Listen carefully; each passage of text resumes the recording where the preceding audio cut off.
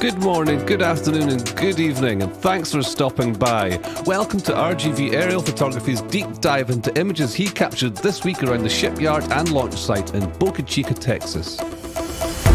Our dedicated team will guide you through with the latest updates and theories at Starbase, Texas.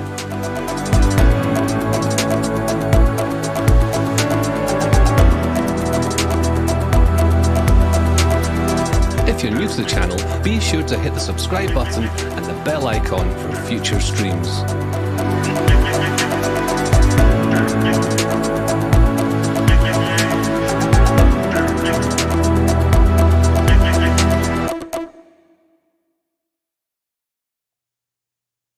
Hello everybody, welcome back to another episode of Starbase Weekly. My name is Mauricio.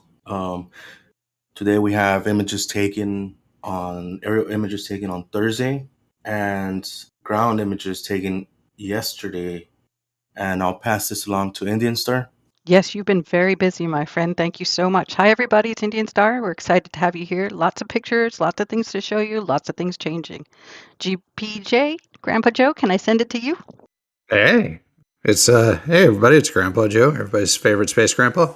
And yeah, I am excited for another awesome week here at Starbase. And with that, over to you, Zach Golden. Oh, we got a liftoff.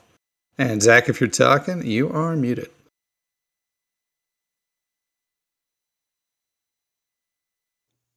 This is Mauricio on his flyover. You can see him right there. Oh, sorry about that, guys. I was a little bit muted there. Hey, everybody, this is Zach. Sorry about that. I was sitting here talking this whole time and didn't realize I was muted. But yeah, thank you guys for joining us. What's up, everybody? Grandpa Joe, Indy, and Mauricio. How you guys doing? What's up, Zach? Oh, doing great. Excited for another get together. Oh man, me too, man. It's I say this every week, but it's still picking up as far as the pace goes at Starbase. It seems like every single week they are doing more and more. And actually this time around we are back to having a lot of mystery objects around site. I think there's a lot of random things that we've seen in this recent flyover where we're kind of, I guess the word bewildered by. Just have no idea what a lot of things are going on, but I think, like I said, we have a lot of new mysteries happening. So with that, maybe we should hop in. Yeah, actually, on that note, it feels like it's been a long time since we didn't know what something was. In a way, it was kind of getting a little boring. Where we know where everything's going on, where everything is, and it's exciting to dive into the unknown. And it's never boring at SpaceX, my friend. I know. I was doing updates for the week, and As far as major updates go, I didn't have much to note. They're just working on Booster 7, working on Ship 24, working on the tower and the launch pad, getting ready for takeoff. We did have a fairly major one. I mean, it might not be major to some people, but in my opinion, it is, just because we've had lots of discussions back and forth, sometimes even turning into arguments, and that's the mystery box, which we believe is the Starship Starlink PEZ dispenser loader for the Starship cargo bay, was actually moved to the I'm actually not sure. It could be inside of Tent 1 or inside of the mid bay somehow. But I initially thought it was right in front of the mid bay, and then the sun came up this morning, and that was actually just the roof of another building. Hey, so GB, it managed to disappear. Yeah. Excuse me for interrupting you. You know we're looking at the flyover video, correct? Yeah, I'm just talking about it as we're apologies. doing the intro. Yeah, I don't have I do have the video for that, but I suppose I could show it. I just don't have it ready to go. I mean, this is exciting for me, and yeah, we're just giving people time to show up as we're talking. Yeah, I'd love to hear from Mauricio. How's your piloting going? That looked like a pretty clean takeoff. Looks scary from the GoPro. Yeah, it was mostly it was a tough day to fly just because of the Saharan dust. You can actually see it off in the distance. So what that is it's I guess it's a weather phenomenon that all this haze it actually comes from what is it, from the Saharan desert, right? Yeah, over in Africa, blows all the way over. Yeah, and it's basically what it does. It gives you pretty sunrises and sunsets, but it's awful for photography during the day. There's very little visibility. It's actually a lot worse in person. Here in the wide angle view, you can actually see the ground. There's visibility. But once you go up higher, this Saharan dust actually reaches up to about almost 10,000 feet. So we were barely above the line where it clears up. So once you get above that, it's clear as day. There's visibilities almost, what is it? Pretty far away. We couldn't even see Starbase from South Padre Island. So that's how bad it was. We had to be directly over the site to be able to photograph it, and you might be able to see it in some of the images. But it was aside from that, it was a good day to fly. Does it help to sandblast the plane or keep the paint clean? Oh, you can't really. It's not that thick. The Saharan dust isn't that thick, but the visibility. I think if it would have been a lot thicker, the situation, we would have been in IMC conditions. Definitely, basically. So what it does is, to a certain point down the flyover, we actually lost sight of the horizon. So that's a problem if you're not, if you don't know how to fly in IMC conditions. Oh wow! Aside from that, it was pretty good. We had enough visibility to fly. Went for it.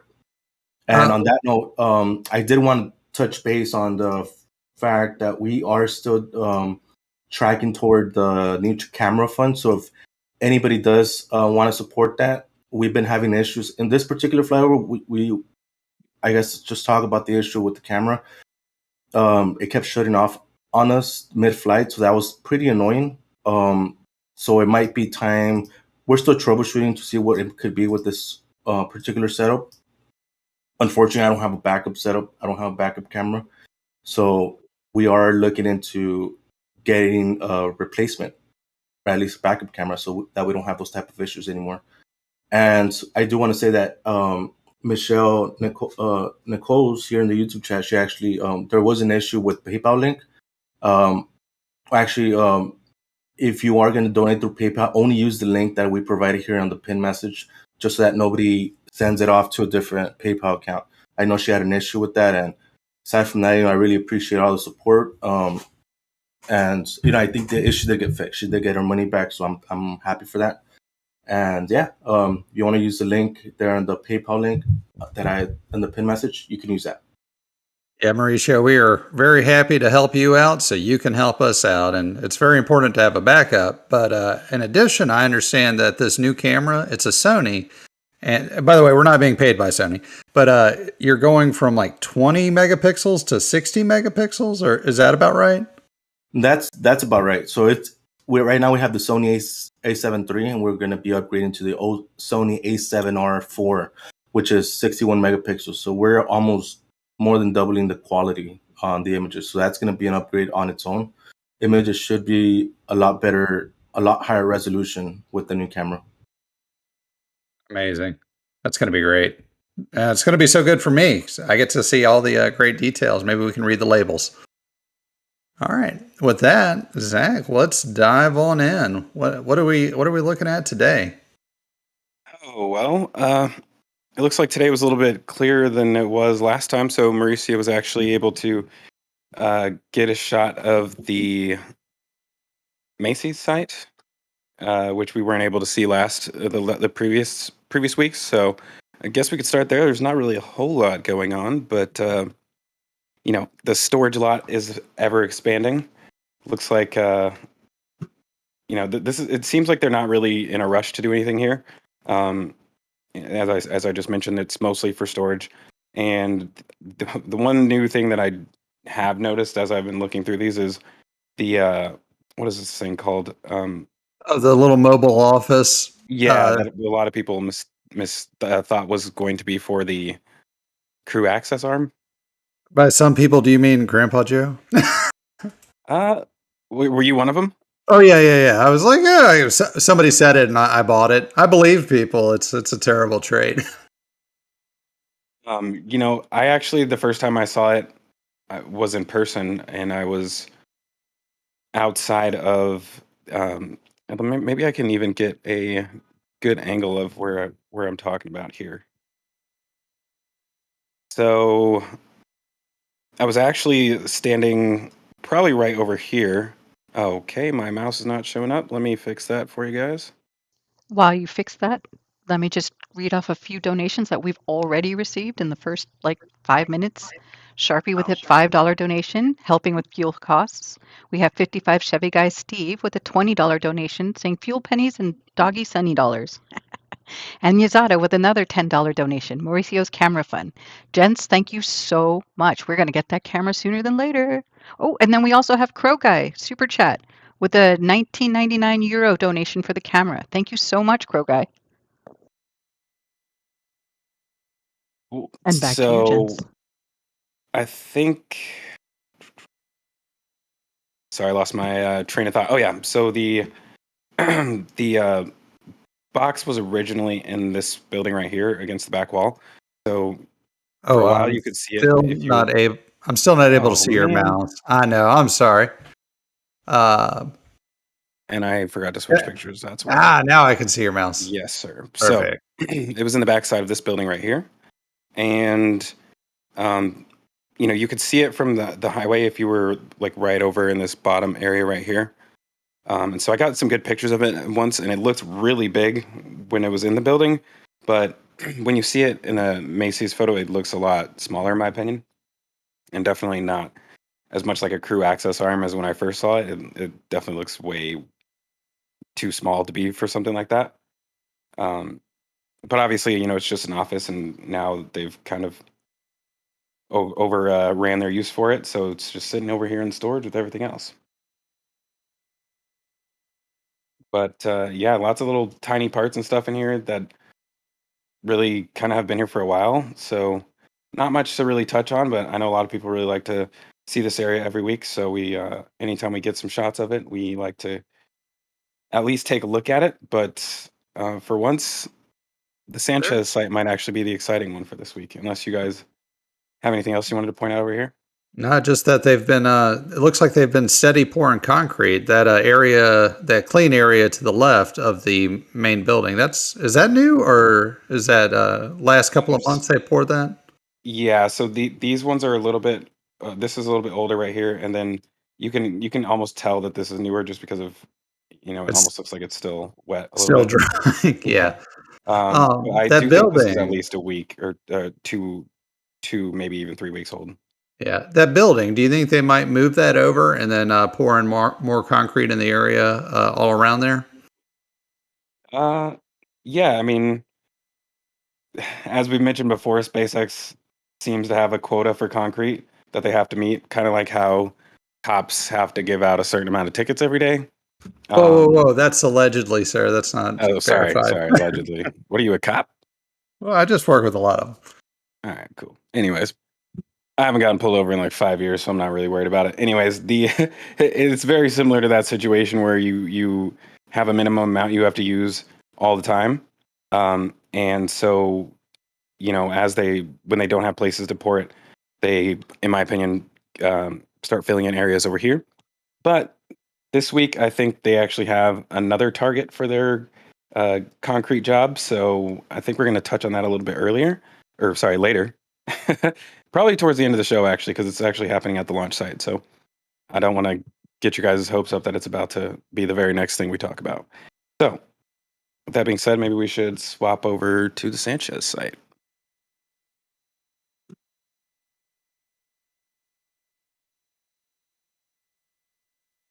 Yeah, now, I don't know if this is back to being my favorite, but it's getting there. I don't know if Grandpa Joe, have you had a chance to look through these? No, this is the first time I'm seeing them. I see they still have that large gravel pile. I see a lot hasn't moved at the gas well. The commodity tanks are still where they are. I see a lot of rings have been moved out, I guess, as they finish construction towards the Starbase sign. Yeah. So what are you seeing, Zach? I think I'm going to wait to address the big one over here, which is kind of weird. We'll just start where it makes sense, wherever's closest. So, as you guys know, there is still a ton of storage happening back here. This is the first time I've seen this, actually, which is the panels that are on top of this box kind of shifted over a little bit so we can actually see what's underneath it. And finally, we can actually see what we've been thinking for the longest time is the a turntable. So I think this kind of confirms it for us a little bit that this is in fact a turntable. You can see the little ring underneath here. So there's actually 3 of them at the Sanchez site. There's another one over here, and it looks like they just delivered, I believe, another one. This could have been here a few weeks ago, but I'm not entirely sure. Nice. Looks new to me. And to confirm for anyone in the audience, and maybe myself, the turntables are so that you can set the Starship down on them and then rotate them around and maybe weld on them. Is that their purpose? Yeah. So I think, and this is a weird thing because I initially thought that these were turntables, and then we saw when Mauricio got a shot into the high bay a few weeks ago, when he did the early morning shot, the turntable inside of there just looked like a regular ring section that was on the ground, and then it looked like there was a secondary device that was responsible for rotating that. But these ones appear to be something a little bit different. So yeah, I think what you said is kind of makes sense. It's just for setting rings on top while you're welding them inside of the mega bay or high bay. All right, I'm guessing yeah, these are for the high bay, like workstations for the high bay. Yeah, and when we get to it, we can maybe see how many stations they can put in the high bay and mega bay. Definitely a lot in the mega bay. You'll need a turntable at each of them. Sometimes I get surprised at how many things fit inside the high bay. Mm-hmm. No lie.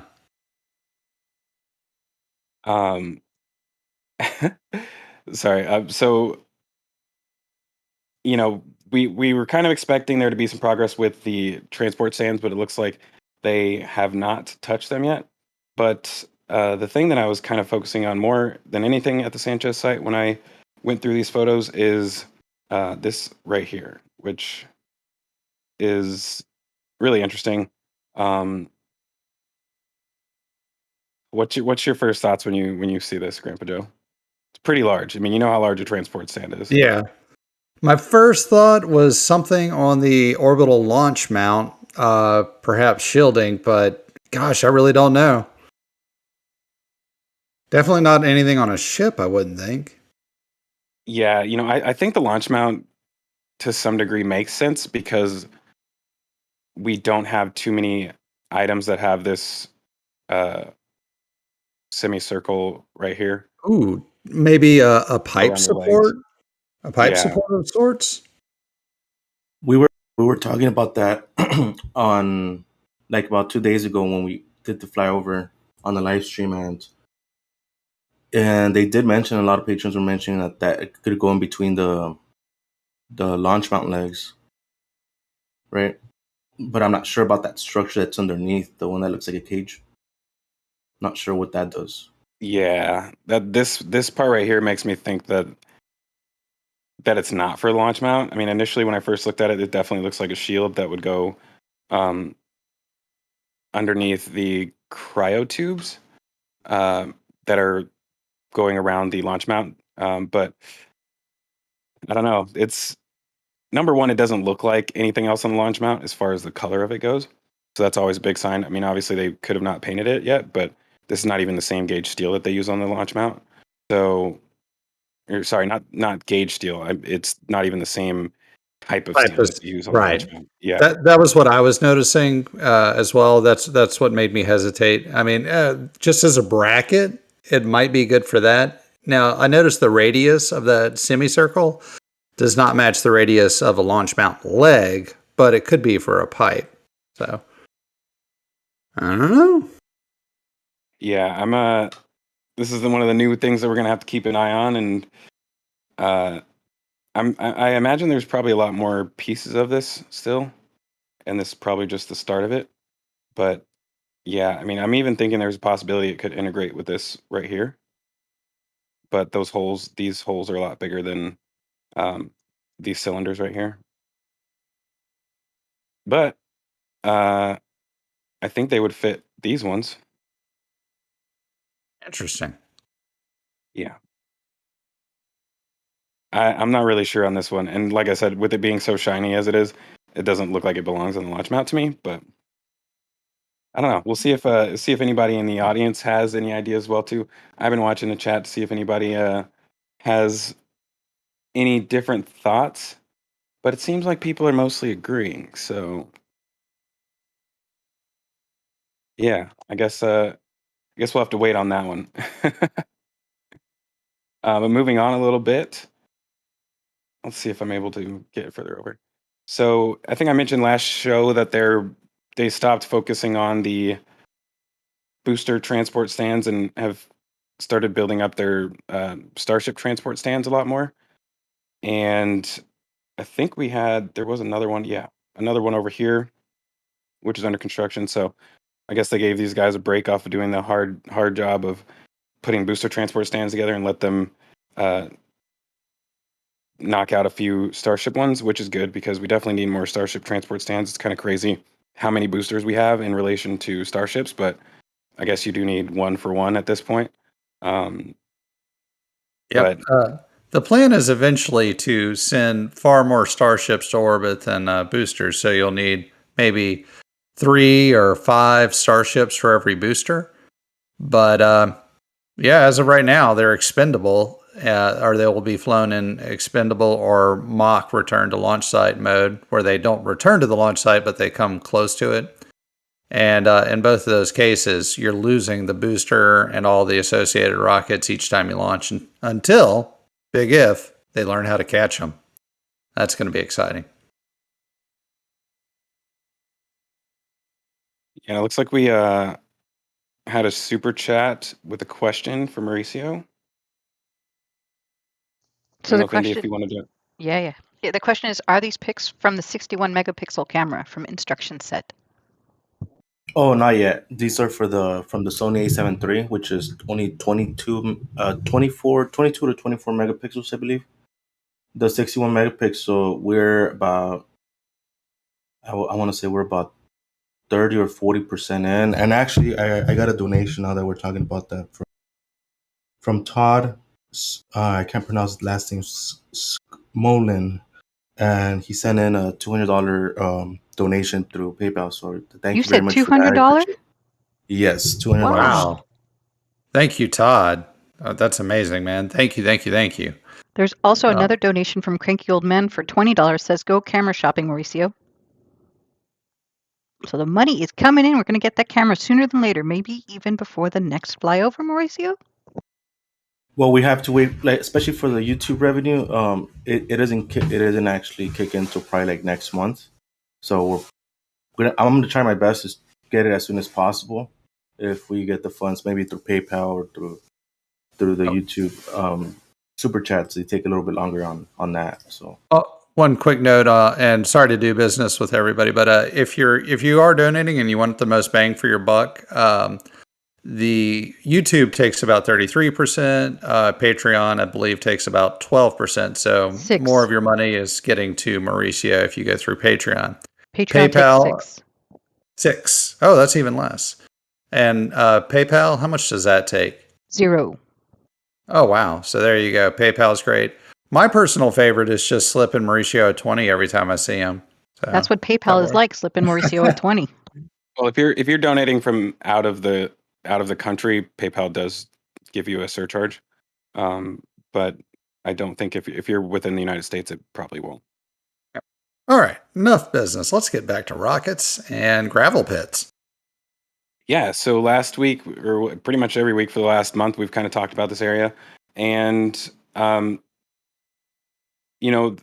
I've kind of been having a theory about this, and it has changed a little bit after the suggested actions came out from the PEA report. And I did have it up, but I accidentally closed it out. But one thing that they mentioned was an increase in the solar capacity. And, there's the problem with that report, in my opinion, is that it's hard to really understand the timelines that are occurring within it. So let me switch over here. If we, not far enough. And I actually don't know if I'm going to be able to see it from this view. I'm going to have to go to maybe one of these. Sorry, guys. I know I have a good picture of it.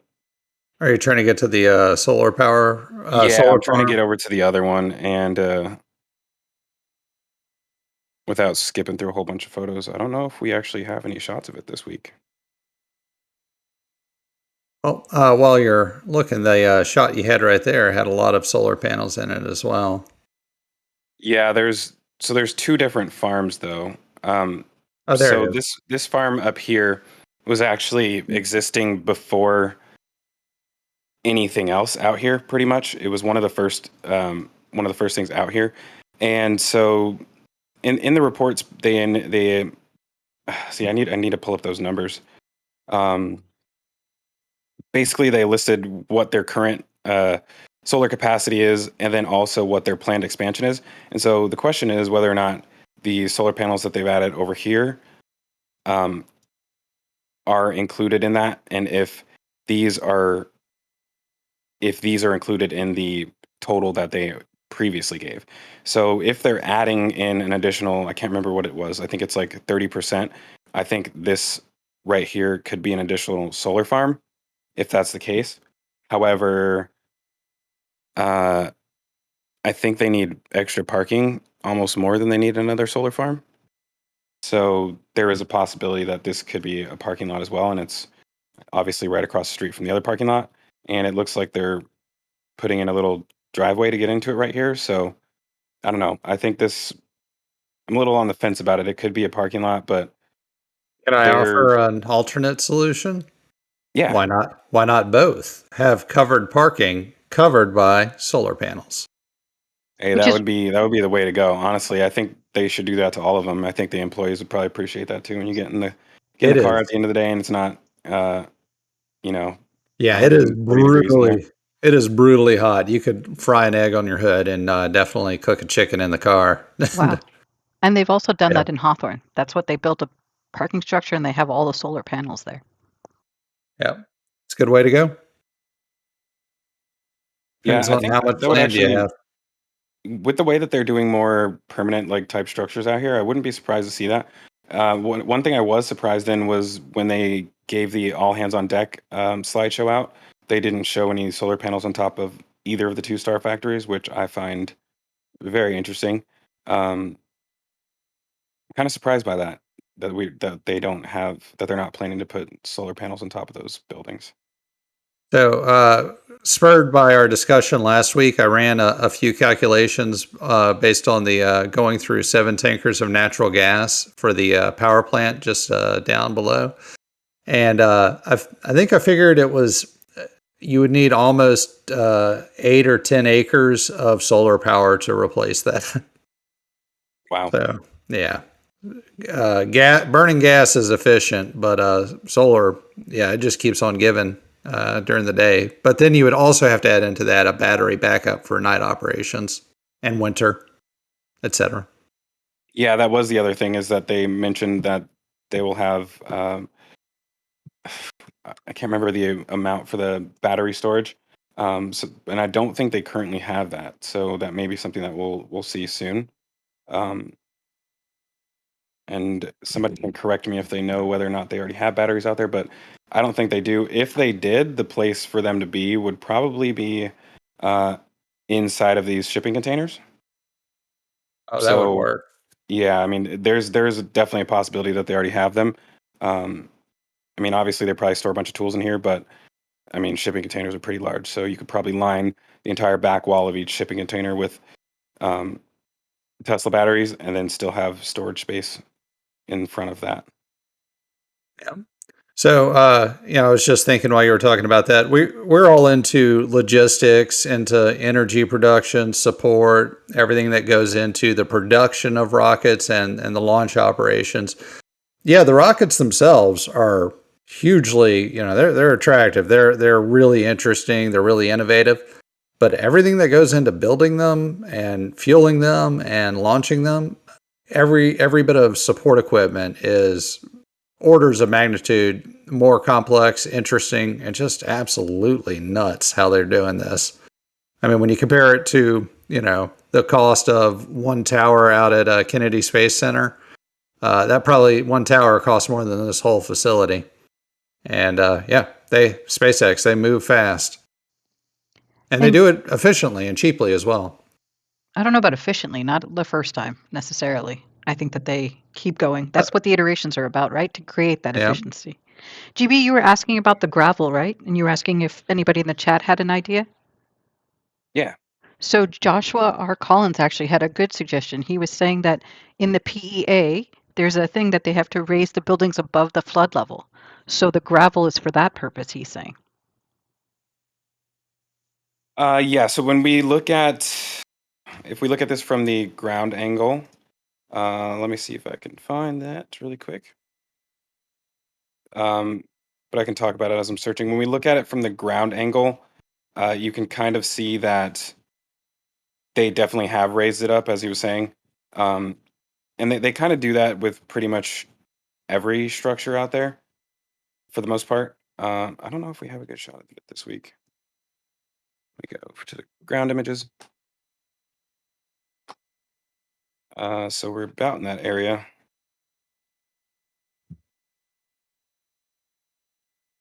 I think this is it right here, but it's hard to see the slope of it. Yeah, it's just off to the left right here. But you can still see right now that it does build up. And yeah, they have a very, very large amount of gravel here. That is a giant pile of gravel. Yeah. So I mean, you could spread all this out and put some put a parking lot on top of it. But this gravel is something you usually see underneath solar panels and underneath solar farms.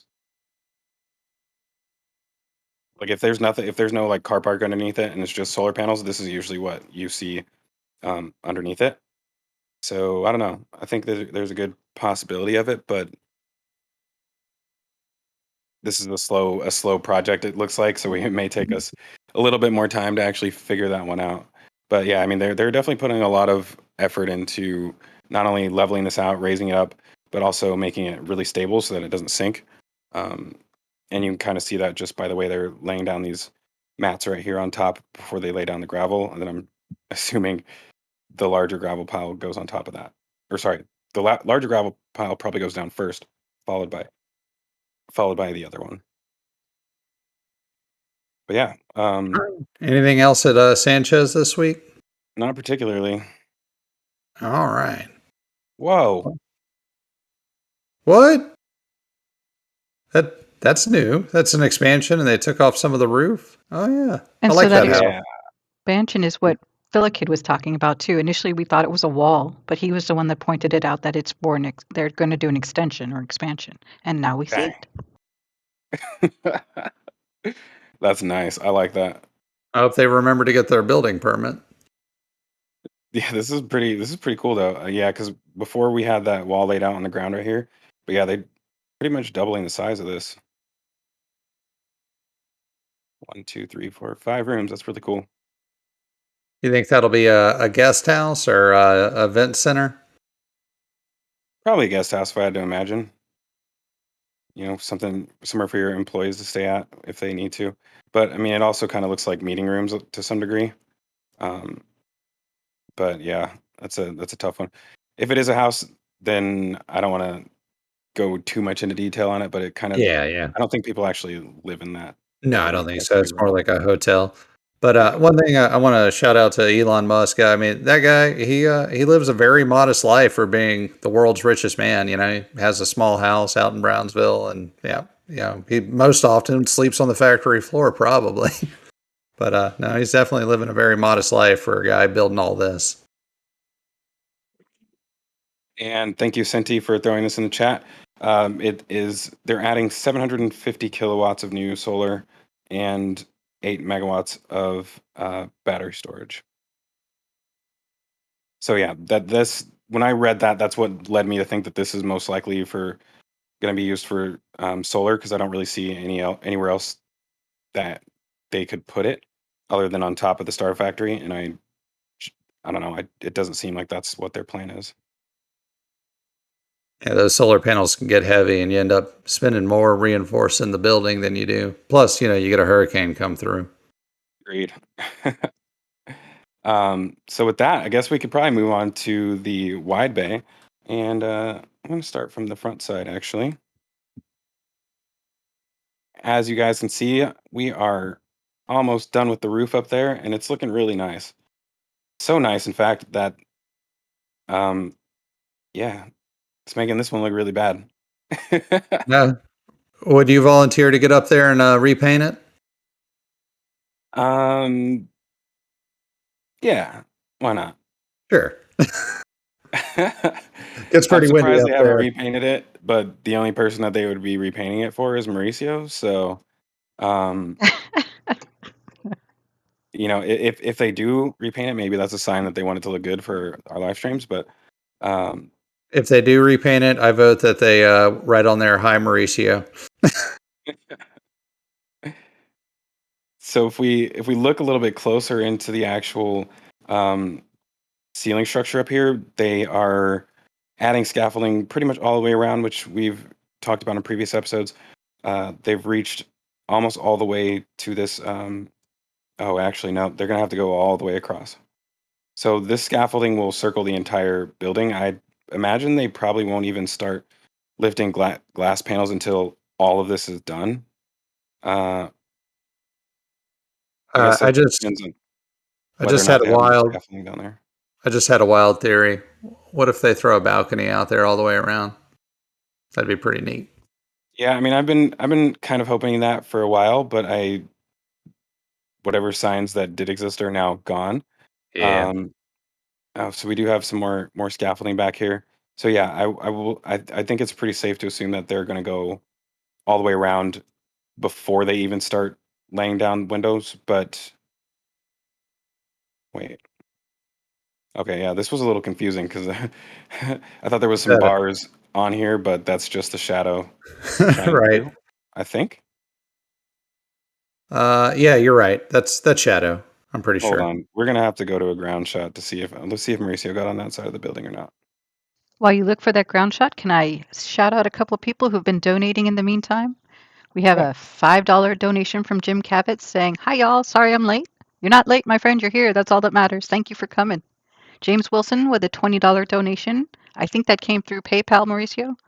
You might want to just double check it came to the right place. From Lunatic Martian, we have a €5 donation. Says some additional pixels for that 60 MP total. Shard Baby has a question. I'll ask in just a minute, Shard Baby. Martin Horman, with his donation of €5. And that's it so far. Thank you guys so much. Actually, there's a couple more here from PayPal. I forgot to mention Michelle Streeter. I think she goes, her YouTube tag is Michelle Nichols. Nichols, and she said, "Let's get this $10 train started for the camera." She sent that earlier in the stream. Hopefully, she's still around to hear this. And I appreciate the donation, $10 donation. And then the next one is for Sebastian Wagner. He goes by Crow Guy on YouTube. Says it's for the $20 for the camera fund. Thank you, Sebastian. And then we got another one that kicked in from James Cavett for $10. He says, "Camera fund. Thanks for the great work." Thank you, James. Yeah, thank you guys. This is it's always really awesome seeing how much people are willing to support it. And Team Space, the Team Space audience is really awesome. We really appreciate your guys' support and helping us continue to do this stuff. So I wanted to toss in some ground images here, but first, I'm trying to figure out if these are the right ones. But if we're looking on the ground over here, we're all been waiting for Booster 7 to roll out. I think a lot of people were hoping it was going to come out this week, but it was Booster 7.1 instead. I personally was kind of expecting it to be 7.1. I posted a poll on Twitter, seeing what everybody else thought. And it's funny because every time I do this, it's usually the majority is wrong in these cases, which is why I continue to post them, just to see if we're getting better at this. But usually there's a lot of signs of what's going to move. And in that case, the sign for Booster 7 not moving is that I don't think that they're fully done adding all of these thermal protections on the engines. There is a possibility that a lot of this is for Booster 8. However, I do think a good portion of it is for Booster 7. So, in my opinion, until all of this is fully installed, we shouldn't expect it to roll out. But they've also been installing things that aren't seen here, such as the initially I was calling them chines, but they're not chines, they're strakes. So there are now two pairs of chines. Sorry, a pair of chines and a pair of strakes, which are basically like chines, except they don't. How do I describe this? Chines give you some sort of aerodynamic lift, but strakes do not.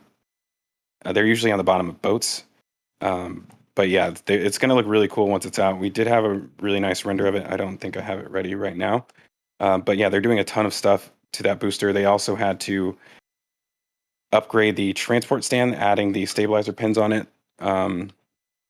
So yeah, I mean, it's getting pretty close though. Oh, what was the stabilizer pin important? So the stabilizer pin is something that they're going to need if they're planning to lift it with the chopsticks. So the fact that they went out of their way to put that on now is a bit of an indication that they may end up using the chopsticks to stack it. But I think we'll see some other things that might.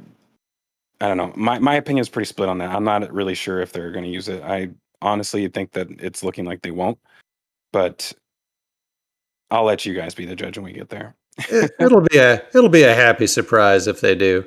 And I see that crane is still there. They still haven't taken it down and moved it on out. No, and it looks like so. I noticed this earlier, which is throwing me off. This actually kind of does look like a balcony. Yeah. Like the corner piece. Yeah, it's definitely oddly shaped, but it does look like a balcony to me. I'm interested. I don't see any other. Well, I guess there's a whole pile of larger structural steel beams right here and a bunch of other corner pieces. So this is probably going to get a lot larger. Huh. I wonder if there's anywhere up here where a balcony would look good at. I mean, it's about the same size as in between these columns right here. There you go. I don't know.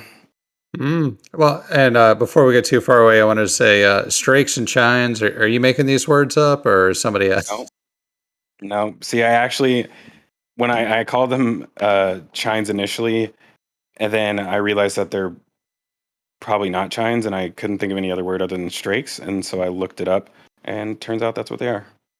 Nice. Lucky guess on that one. But up here, we can see, I don't think these are directly for the windows, but they will go above the windows, and then they'll have paneling on top of this. So the windows may not come all the way up to the top. You'll have that little overhang. I don't know what the correct term is for it, and then the windows will be below that, similar to how it is on the high bay, which maybe I have a view ready for. Lord of the Rings. Yeah, on the high bay right here, you see this little overhang that drops down. I'm pretty sure that's what these on the ground are for right here. Yeah, that totally makes sense.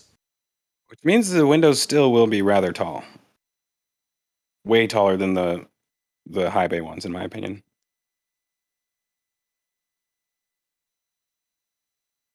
Oh, and Yeah, this is exciting.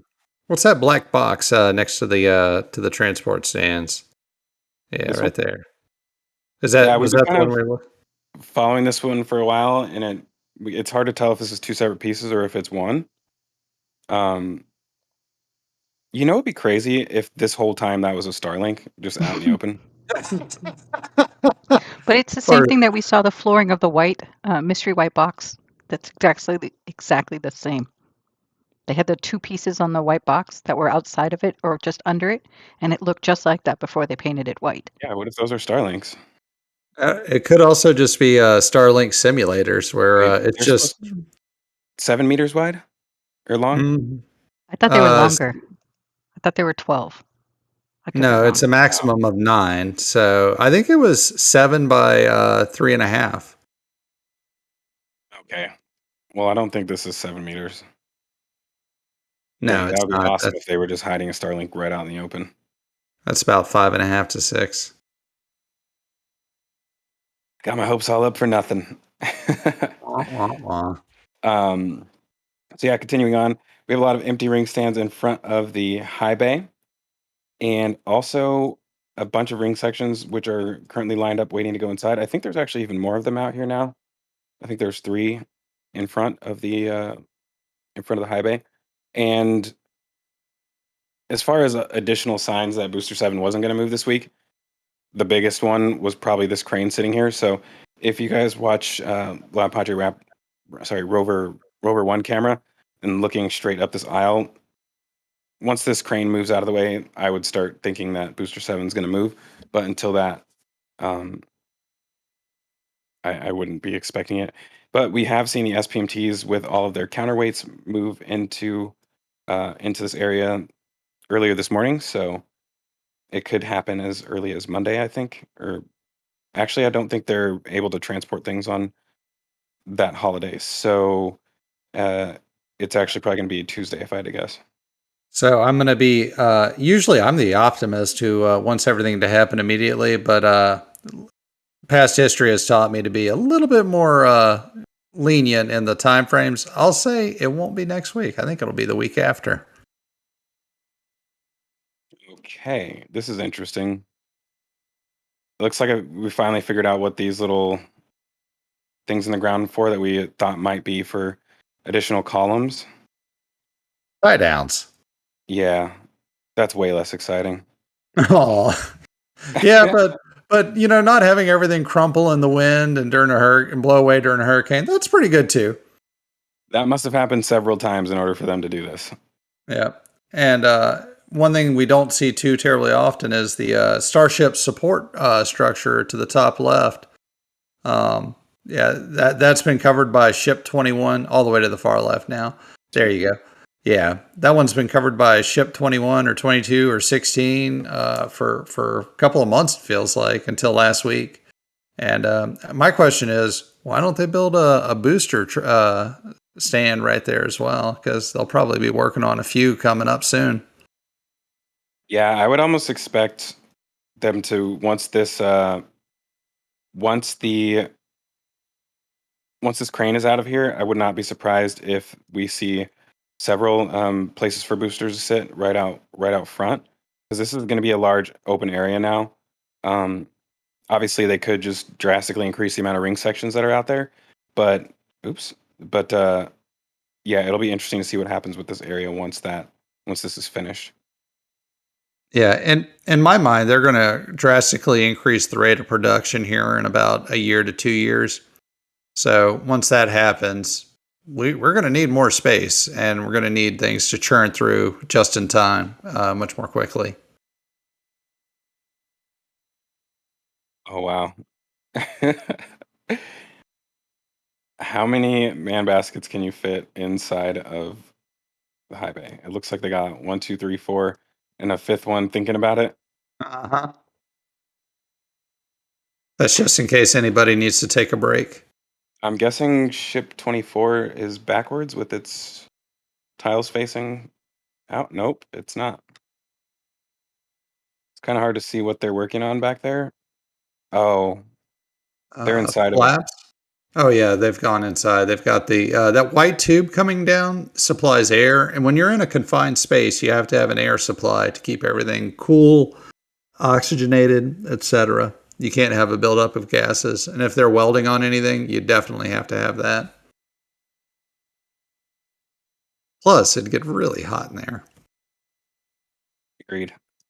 So we did see, I believe we saw a Raptor actually get taken out of the high bay recently. I think last night.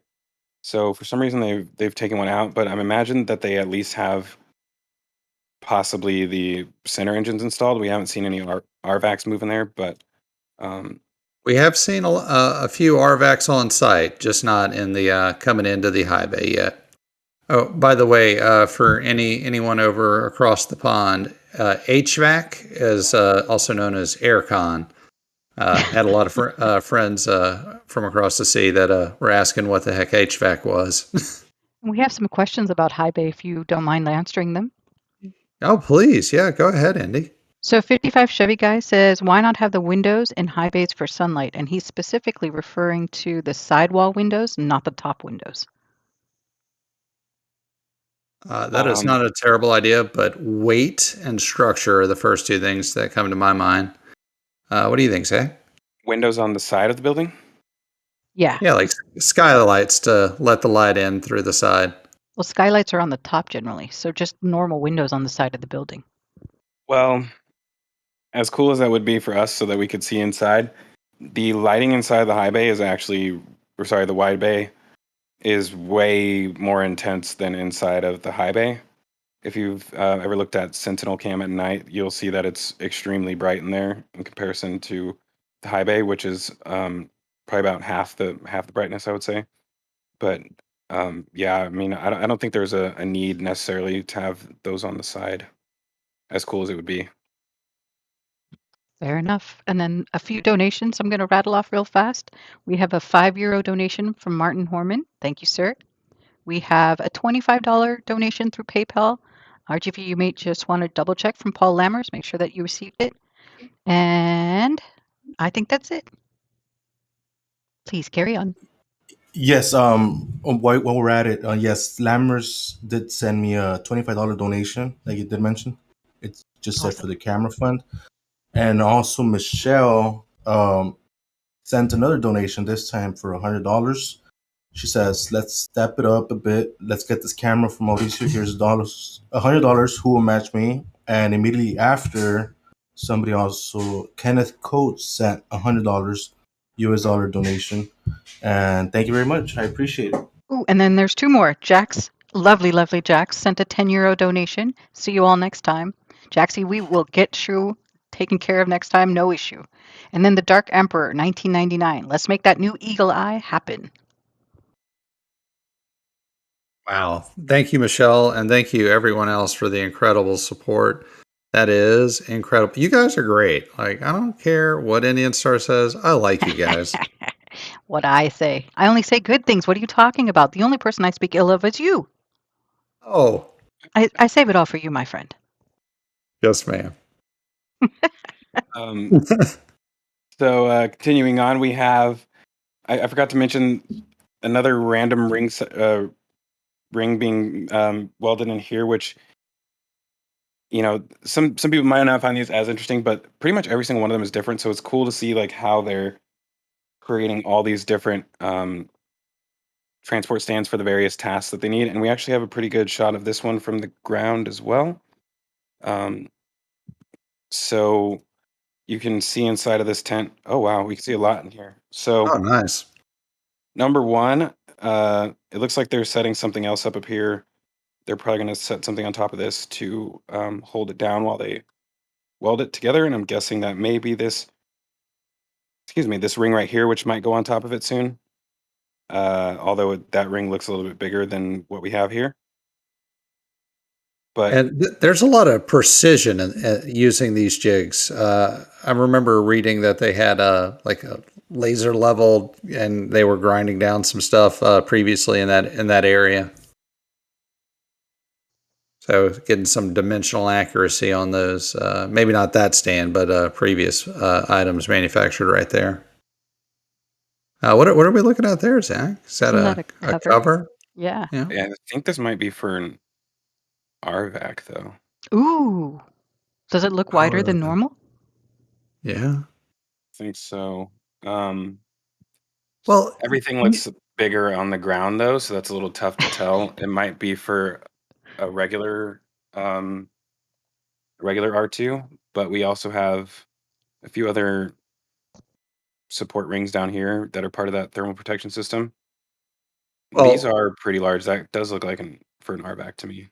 so Zach, a regular Raptor engine would fit on one pallet, and that thing is covering 1.5, almost 2. That looks pretty close to RVAC territory. There is the Yeah, I idea, think GPJ, that everything is bigger in Texas, though.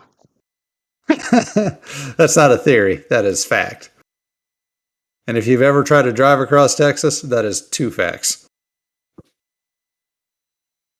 I really love seeing all this stuff on the ground in here. I think this right here is that's a tough one. It looks so familiar. It almost looks like one of the covers for the Raptor quick disconnects, but I don't think that's what it is. Kind of looks like a shoulder with some stuff taped over it. I think this is for the Raptor quick disconnects. I'd have to pull up an image of Booster 4 in order to double check that, but man, it's crazy how much little tiny pieces are out here, and they're also not very tiny at all, but in comparison to everything else out here, they are in a way. Let's see. So, I have some more. Go ahead. Mauricio, I was going to ask, where you were when you took all these pictures, and see if you want to tell us anything about. Oh my God, look at that! I always like it when you Sorry, guys can't finish a engi- thought because you're so enamored by what you see. Oh, this is engineering love right here. What is going on with these welds, though? Oh, Isn't that crazy? that must be that's a new guy training or something. They are burning all the way through that. Sorry, Mauricio, go ahead. Oh no, that's fine. These were taken between the high bay and the wide bay, right before the no trespassing sign. I actually went back and got a better exposed shot as the sun was hitting them later on during the day. But yeah, I think we talked about that these were actually somebody's gonna have to post what they thought, but it's Raptor related. The gimbaling mechanism? Yeah, that's what they had said. It was. So that transmits the force while still allowing the Raptor itself to gimbal. Oh, Yeah, so there's two different gimbaling mechanisms, I think. I believe, and I could be wrong, the one for the Starship is different than the one for the booster. And I think these are booster related. But Is there anybody besides me that's just a little bit in love right now with that? I mean, look at all those. Look at all that. look at this, that and you have another machining. engine cover in the back. That's so cool. Look at all that machining they did on those parts. It's like a little maze they wrote down there. It's weird not having Jax here to correct me on these parts. So we're doing the best we can. I'm pretty sure that these are for the gimbaling center engines on the booster, but I think we may even have. Oh wow! Every time I go to the next picture, it like zooms out a little bit more. I see nothing but the best from Uline. Where is that? Oh, From just up Uline? above. Oh, Yeah, right right here. there. Yeah, and I And order if so many things from those guys. oh my God, I know, me too. Well, let me go ahead and hop back over to the aerial view. Oh, actually, let me slide through a few more of these to see if we have some more stuff on the ground that we can see near the wide bay. So there's a general question too. I thought was a good one. Michael Sumner's asking, will Starship roll to pad for stacking with Starlinks, or will it have to unstack and get them after static fires? That is the question of the hour. We have Yes. been hotly debating, will the Starlinks get loaded in the high bay, or will they get loaded out at the launch site, or will it roll back, and then roll back again? It could go any which way, Michael, and it's anybody's guess right now. And then Dave Reese says that those look like Raptor 1 gimbals when you were looking at that other set. Well, if it worked for Raptor 1, it might work for Raptor 2. These look like, is this the new stage separation mechanism? I'm guessing this is a Starship clamp. Wait, you were saying stage separation? Yeah, well, stage separation is the same thing as the clamps for Starship. So the Oh, Starship, yeah. So I think that might be what this is. This is really interesting the way that would lock in there. So engineer it once and then build it twice? And I'm gonna need to see what this actually looks like inside of a render. I'm guessing the entire thing folds down. If Ryan Hansen Space is here, please take note. I was just going to say, nudge, nudge, wink, wink to all you 3D artists out there. Agreed.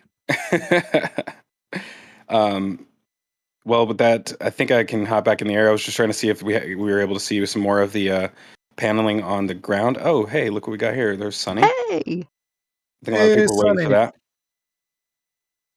Sunny's getting bigger. Every day. Oh, and by the way, I gotta mention that the donations that people have been sending to Sunny, they've been spent on. We've been buying him Royal Canine, which is I guess pretty expensive food for him. So he's being treated pretty well. He's eating really well. He's being lately. treated super well by your whole family. Mauricio feeds him better than he feeds me. Well, considering he doesn't feed you, anything is better, right? Yeah, I think that bag is about like $100, $100 to $110 for about like 50 pounds. Nice. Well, Sonny deserves all of that. So, where were those pieces that we were just looking at? Are they on the other side of the wide bay, or are they in the middle of here? They're I thought in they were. between the wide bay and the high bay. It would be those right there. Mhm.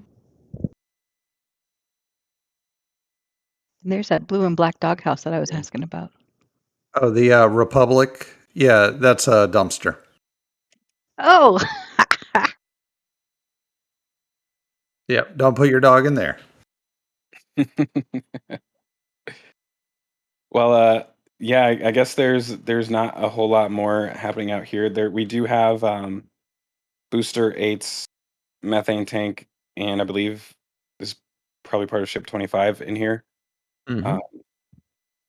And definitely getting some attention in there still. Is that the payload section? I don't think so. No, I I think the think payload section's in front of the low bay. yeah, I think that's the mid locks. Yeah, I think you're probably right. Well, let's hop over to the Star Factory then, because I think these guys are getting super close to. Well, we already know that since this flyover, they've already started on the roof. So they were lifting panels up here the other day, and now we've seen them. Well, you can actually see them right now. There's 1, 2, 3 guys on the roof. So, four of them. So yeah, they've been laying out the insulation and then covering it up with the roof paneling. so they're already making some really, really good progress on finishing off this building. Um, they only have just a few more steel pieces to lift up for the actual shell of the structure. And I believe once they do that, we'll really start to see them taking off as far as what's going on the inside. And we got some really cool views from the ground that show the inside of the building. So let me go ahead and grab those for you guys. Enjoy the shot while you can. Still see through to the bottom. Yeah, it's not going to last for long. And with that Texas sun, I don't think I'd want it. Oh wow, look at that. Yeah, so this is the inside of the first aisle, I guess you could call it. When I look at it like this, it almost looks like you could stagger ring sections side by side, but I don't think that's what they're gonna do. But it's really interesting in the back side over here. We have a weird looking shelf in here, which What? yeah, these are throwing me off a little bit. So Is that a conveyor belt style? it does kind of look like that actually, because you could see little rollers down here. I wonder At if least I that's think so. for feeding materials in as an entry point right there. Is that in a spot where there's a gap in the door Oh or in the wow, what wall? if? Hold on, let's look at it from above again. Nope, there's no gap in that door, but 1 second. What corner is that? It's right This there. corner, yeah. Let's see if I can get a. Yeah. So there's no gap in the wall there. So yeah, you would have to load that from the inside, but this is telling me that's some of the first bits of machinery for materials handling and transportation. So it may be feeding material. By the Yeah, way, it every seems time like you do this, I feel like we're spies just trying to figure out reverse engineer everything. yeah, it's tough to get a good view in there since with these roof panels on. Um, Let me go return back to that ground view. When I first saw this, I was kind of hoping that maybe it would be like shelves or something, because in Tent 1, they store all of the Raptor engines, and I think it'd be cool if they just used forklifts to lift the engines up into like shelving along the wall. Um, I feel like you could probably put like 2 rows of Raptors on the wall if you wanted to, so you're not taking up like floor space with them. But I don't think that's what this is. We're gonna have to keep an eye on this before that wall goes up. I mean, these do look like rollers, but I'm not sure. That could just be weld burn marks or something of that nature. But yeah, that sort of rigid of a structure, it screams to me, from my production days, that this is that's part of a machine that's feeding into something that's going to build something else. So I think they're starting to build the machine that builds the machine. Yeah, it's really really cool when you get to look at it from this angle because um, you get to see like how long the inside of the building is, and it really just looks like a massive tunnel almost. Um, I gotta say that it looks a lot bigger in person, especially being at the ground level. I mean, from the air, it looks like there's not that much square footage in there, but seeing it in person, it actually looks pretty spacious in there. yeah, it's. I mean, this thing is very very large, and now that we are zoomed in even further, you can see that these are actually just weld marks. Yeah. Is this to stop pigeons from landing up here? It very well could be. Although it looks like Lily Tomlin's chair in The Incredible Shrinking Woman. Haven't seen that one. Yeah, I kind of dated It myself. does kind of look Sorry. like a chair. Didn't she have a giant chair and like laugh in or something? She had that big bed for sure. Yeah. So what are those, Z brackets or what is that? Mm. Um, if I had to guess, these are probably related to the window panels. Oh, that would make sense. Yeah, it's more of an I bracket than a Z. Sheet metal buildings everywhere at a scale never seen before. Well, It's vertical assembly building. it's pretty wild out here. There's just so much going on, and sometimes I get distracted as I'm like looking through this stuff. So I apologize to you guys uh, when that happens. But yeah, let's get back in that aerial view. So we mentioned last week that all of um, the AC units are going to be installed on top of um, these holes right here. Then you have your um, conduit, or sorry, not conduit. I guess it would be your uh, sheet metal. Uh, wow, why am I ductwork going through here all throughout the building? And we've actually kind of seen something similar so far on the new structure at the crane parking lot, which is something we'll touch on here in a little bit. But yeah, they're going to have a lot of HVAC inside of this building, which is good because I imagine, with all the machinery in there, it probably will get pretty hot inside that building. Is that the low end or the high end of the building right there where the HVAC is going? I'm wondering how the water's going to flow right there. This is the low end. All right, and off to the right is the high end? The high end is over here. So it gets okay. hauled this way and it comes down this way. And another interesting thing is how much more support there is on this first part of the building than there is on the rest. So I I'm kind see. of interested in why that is. Um, but hopefully that'll become more obvious soon. Maybe they'll have more stuff hanging off of the ceiling in this area, so that could explain that. But They could also just not be done with adding supports through the rest. man, if they got to do all that still, that's a lot. Yeah. But yeah, I am glad to see they are making rapid progress now. Last week we were noticing they kind of slacked off and they were focusing on the crane yard building. What's that striped black box? Has that been around a while? Where? Oh, this? Yeah. I think that's just an office trailer right here. Okay.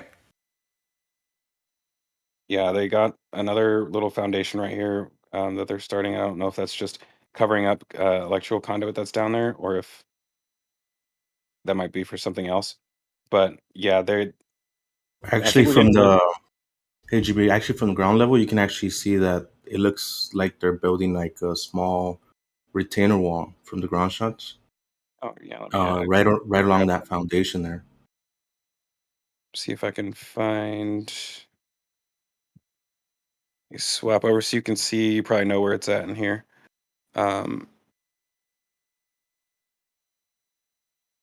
Working our way around to the backside, I think. Is that where we are? Getting close. You just skipped it over. It's gonna be file to the left, a little bit more. One more to that one. It could be that one. That's that little small wall for the. I guess they're gonna pour concrete on it, or I'm not really sure.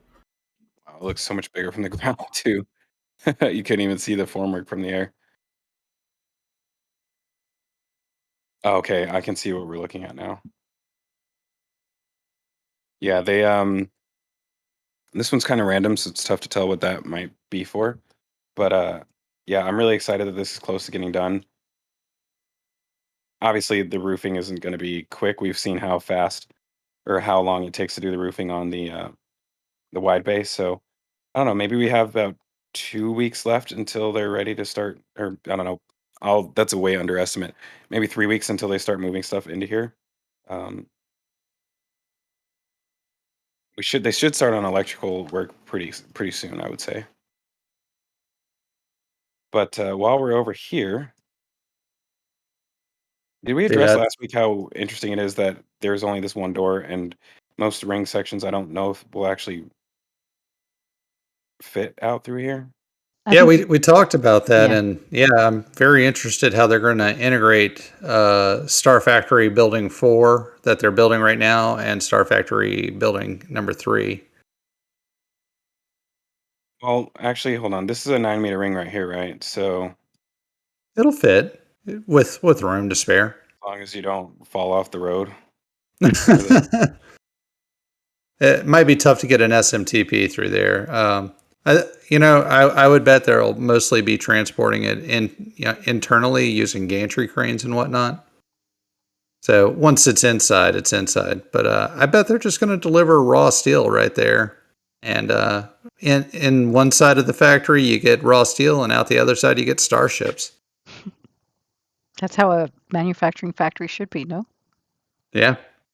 Go in with raw Inputs materials, in. come out with your final product. SPMT, GPJ. We always get the letters all mixed up. Simple mail transfer protocol. What? Exactly, IT guy. Exactly. Mm-hmm. So we got. I mentioned this at the beginning of the show, which is the obviously the Pez dispenser loader for the Starship, and they moved it last night. And when they moved it, they actually covered up this side with tarp so we couldn't see it. But luckily, we have these aerial views, so you can see that actually extends out a little bit. Let me try and find it better. I feel like we need to enter a maniacal laugh at this point because we still got it. Before you go away from there, I just had a revelation, and I'll call on Jax here for a moment if he's listening. Is that Ship 25's payload bay there? I don't know that Jaxie's here. Or does anybody else I don't know? think he's here. I think this is Ship 25's payload section. It doesn't have. I don't know if it has the brackets on the side of it because I can't see without the tarp. But I believe, is it really telling to anybody else that they have the payload dispenser and the payload bay right next to each other? Maybe they'll try simulating loading. This is not here anymore.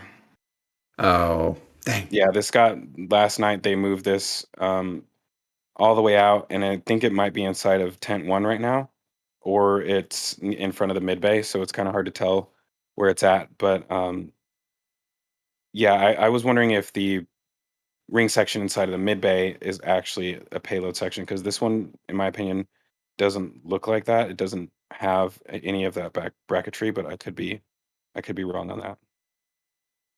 And I don't see the door.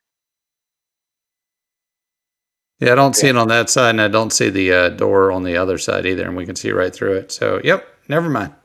Yeah, so the cool thing about this is it looks like it actually may retract in, and so that means that you'd probably pull the Starship close up to it and then extend the rails out and load the Starlinks that way. So it doesn't have to like actually butt up against the ship. So that's why it's not like there's no semicircular adapter in order to allow it to butt up against the ship.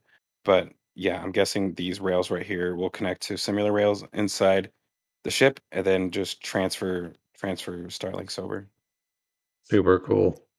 We talked about that a few days ago, and I was thinking about it that it probably works more like a regular, like a drawer mechanism, right?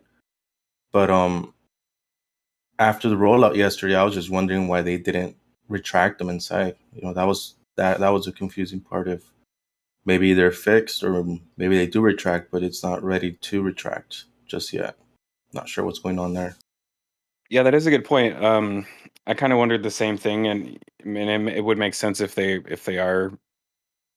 haven't installed like the motor or something in there that will allow it to retract. But I don't know. Maybe they would do that part before they move it, possibly.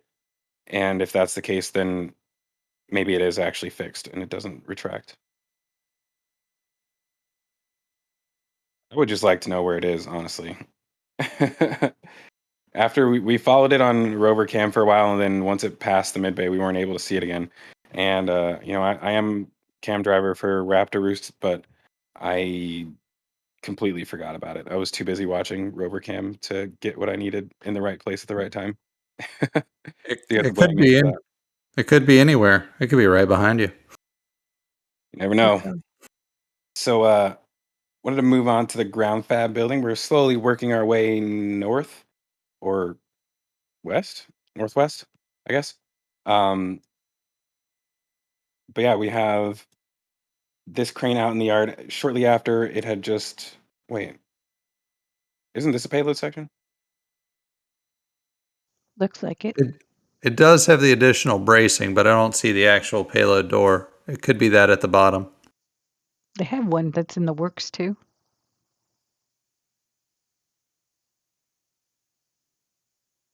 No. This is just a booster section, it looks like. With that many stringers on the inside?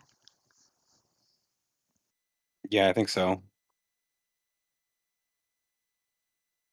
I don't like to guess these things. I'm a lot more fluent in the stage 0 knowledge than the Starship, and it looks like Champ says it's actually the shipped aft sleeve. So this would be for 25. So the aft is the bottom, not the payload. Yeah, that makes a lot more sense for how many stringers are in there. Yeah, and just for anybody wondering, a stringer is a piece of metal that supports the structure of the ship. And the more unpressurized area you have, such as in the aft section where the rockets are, or in the payload section where the payload and the satellites go, you need more stringers to support all that weight. The pressurized section, like where the methane and oxygen is, you still need stringers and support, but less. And that's rocket science from Grandpa Joe, who's often wrong. I guess we're way further ahead in Starships than I realized. This is ship 27. Yes. Where's ship 26? That's crazy. I don't know if we skipped that or not. But yeah, so then the payload section out here is for 25. Mm-hmm. And I don't think we can see the door that well over here, but yeah. According to one of our dudes, it doesn't even have a door yet. But I think you can see a crack in on the 25 that shows it between the tarp. You can see a little light coming in.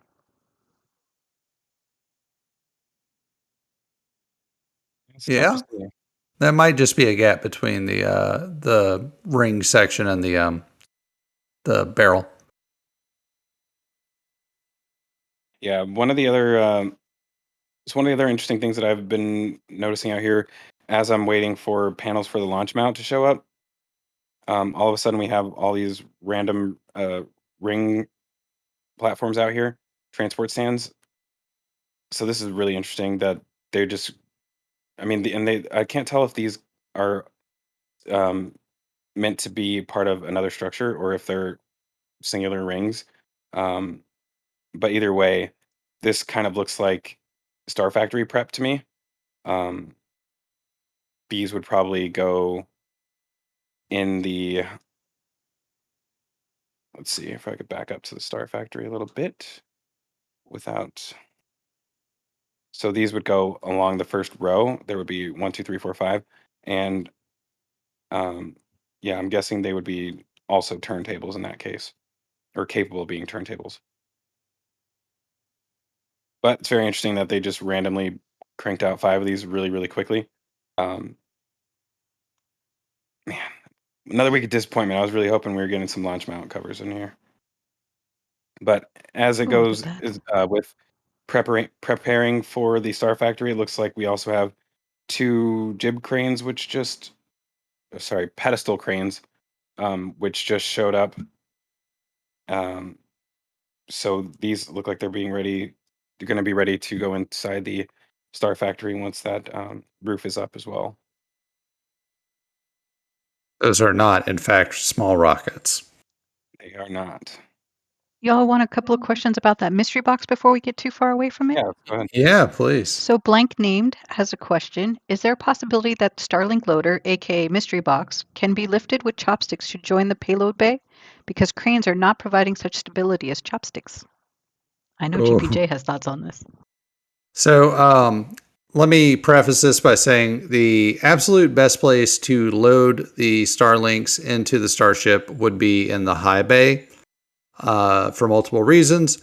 And that would be my first guess. That said, my second guess, with a lot of good caveats, is the chopsticks. I forget the gentleman's name. I think it was Aldi. Made an entire 3D render that I will share here shortly. But yes, it is totally physically possible to put them on the chopsticks, pick them up, swing them through, and load them from the chopsticks into the Starship, both on the ground and in the air. So either unstacked or fully stacked, you could load your payload that way. That said, it has some dangers and there's a lot of bad ideas behind that. So the high bay is the more probable option, but it's really efficient. If you could just do it on the chopsticks, that would be totally possible. And it's physically possible. And if it's physically possible, SpaceX may just do it. That's Zach, all you I have have thoughts to say. on this particular subject? I know you have thoughts. I don't know. I don't see it being used at any chopsticks. I mean, to me it does make a lot of sense to do it there because then you don't have to transport the Starship down the road with 100 tons of payload or whatever. But at the same time, with that extra weight, it would end up being the same weight as a booster. So it may be even lighter. Like, I think last time I heard the Starship was around. Did they get it below 100 tons? No. Okay. So even if it's at 100 tons right now, I mean, if you put 100 tons of payload in there, it's still lighter than the Super Heavy, which is taller, and kind of top heavy in a way with having those grid fins up top. But yeah, I mean, I don't think there's really an issue with loading Starlinks at the build site and then transporting it instead of doing it at the launch site. So with that being said, I think it's more likely for the Mega Bay or the High Bay. There is one other limited resource, and that is road closures. So if you roll a ship out, do a static fire, roll a ship back, load it, and then roll a ship back to stack it, you've just used 3 road closures instead of 1. Not to say they wouldn't do that, but yeah, that is a resource that they are expending to do it that way. And then before we go too much further, we want to acknowledge a $100 donation from a very kind and wonderful Matthew. Thank you so much. He says it's for Mauricio's new camera fund. We also have a $10 donation from John Dopker. You got to get in $10 for that coffee fund because you can't forget the coffee. And like I said in the chat, Mauricio would be asleep without coffee, so thank you for Coffee Fund. Rocket Profit RP comes in with $10. I'll match that for any coffee and doggy biscuits. Anyone else? And Jim Cabot, $10. Here for coffee.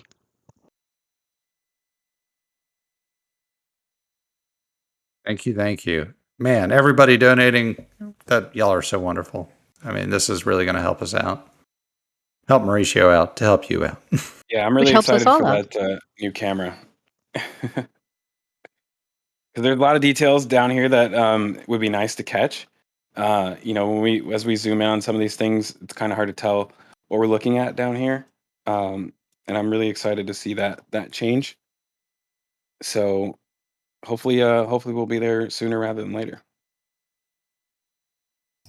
Yeah, 60 megapixels isn't a joke. It's going to be top notch, guaranteed. Yeah, I'm really, really excited about that. That being said, I think I'm going to move over a little bit to the BFC shed. What? Oh, it must be zoomed out. Sorry about that. So I kind of label this whole area the BFC shed, even though it's the ground tracking station. So, man, this United Rentals parking lot is getting more and more crowded every day. It's really cool, actually, to see all the different versions of these man lifts that they have. You got the one with the wide stance right here. Telehandlers.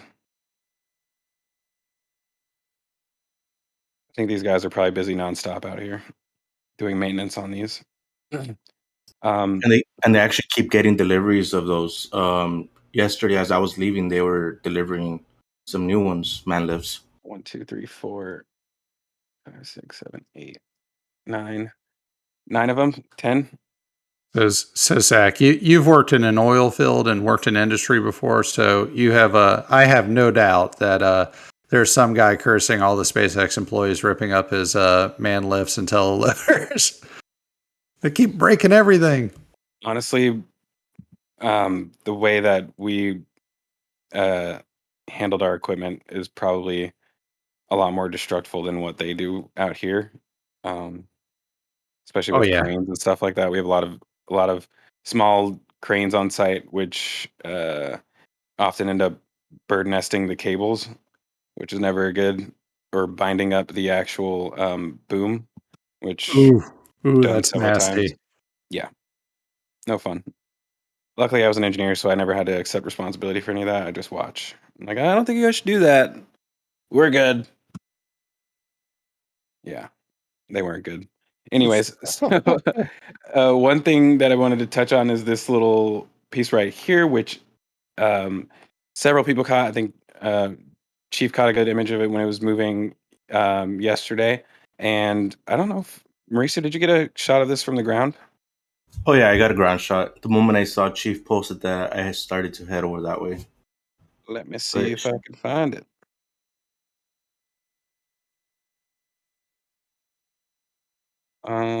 He actually got some good ones too. I can find them for you. Let's see here. I'm on the ground images right now. Okay. And it's going to be towards the end, almost one of the last images there. There it is. It is 7722 and 7718 and 7714 and 7723. All right. So, yeah, this is actually an interesting piece. When I first saw this, I thought it was a accumulator, a hydraulic accumulator, but I've actually had this described in a better way by Dave Avery, and basically this is kind of similar to, how do you describe it? Similar to the gas piston that holds your hood open on your car.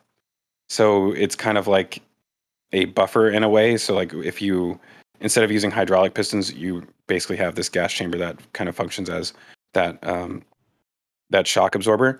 And so when I first saw this, I initially assumed that this was probably going to be related to the chopsticks, because there's actually something missing from the chopsticks currently, and we're going to go over that in. Actually, we might as well talk about it now. So as of today, this is no longer in that location, and it's actually the hydraulic buffer got moved into here. Yeah, it's actually sitting right inside the building right here, and honestly, I was expecting it to go directly on the carriage, but maybe not. But yes, it's currently inside of the building right here. Not sure. Oh, I think they had a crane lifted up last night, and they've also added these new pipes onto the carriage right here. Do you think that'll be part of the catching protocol, just to buffer the that, or do you think it's for other shocks? Possibly, but we have all of these. Let me get a better view. All of these. So basically, this rail that is on the front of the chopsticks, where the booster lands on top of, you guys can kind of see the 4-bar linkage down here. It's able to actually move up and down. So I'm assuming it would start in a raised position. It would actually probably be way up here, and then when the booster lands on it, it would use those shock absorbers that we talked about to absorb that energy, and it would slowly lower itself back down into this resting position. And in my opinion, this potentially might also be needed for, I hope not, but it could be needed for stacking operations as far as like fine adjustment goes. And if that's the case, then maybe we won't see Booster 7 lifted by the chopsticks, but I'm not going to be a Debbie Downer. I think it's still a possibility, but that's one big thing that could potentially stop that from happening. So yeah, it's pretty crazy how fast things move out here. Like I said, this is already over at the launch site. We have another new welding robot, it looks like, over here. And this one looks like it's meant to be attached to the wall. I don't know if you talked about it, but I think in the White Bay they already have a welding robot set up already. That you caught, my friend. Yeah, well, I didn't know what I was taking a photo of, but I think Jax was the one that noticed it at first. Actually, I And think it was Rohan. But yeah, oh, same idea. Let's see. Here you go. I'll put it in the chat.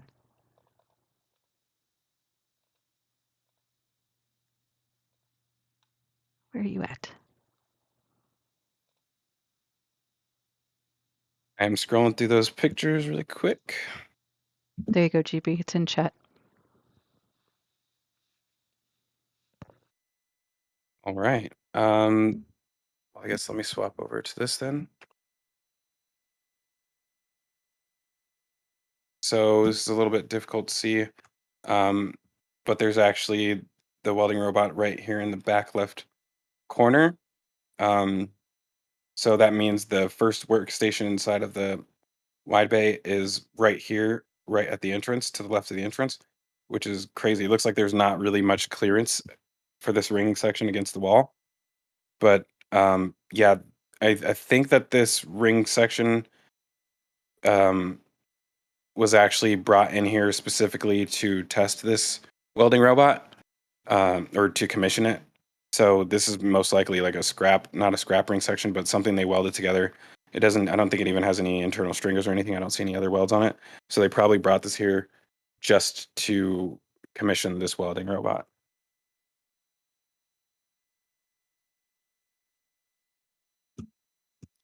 With that, let me get back into that aerial shot. Wrong one.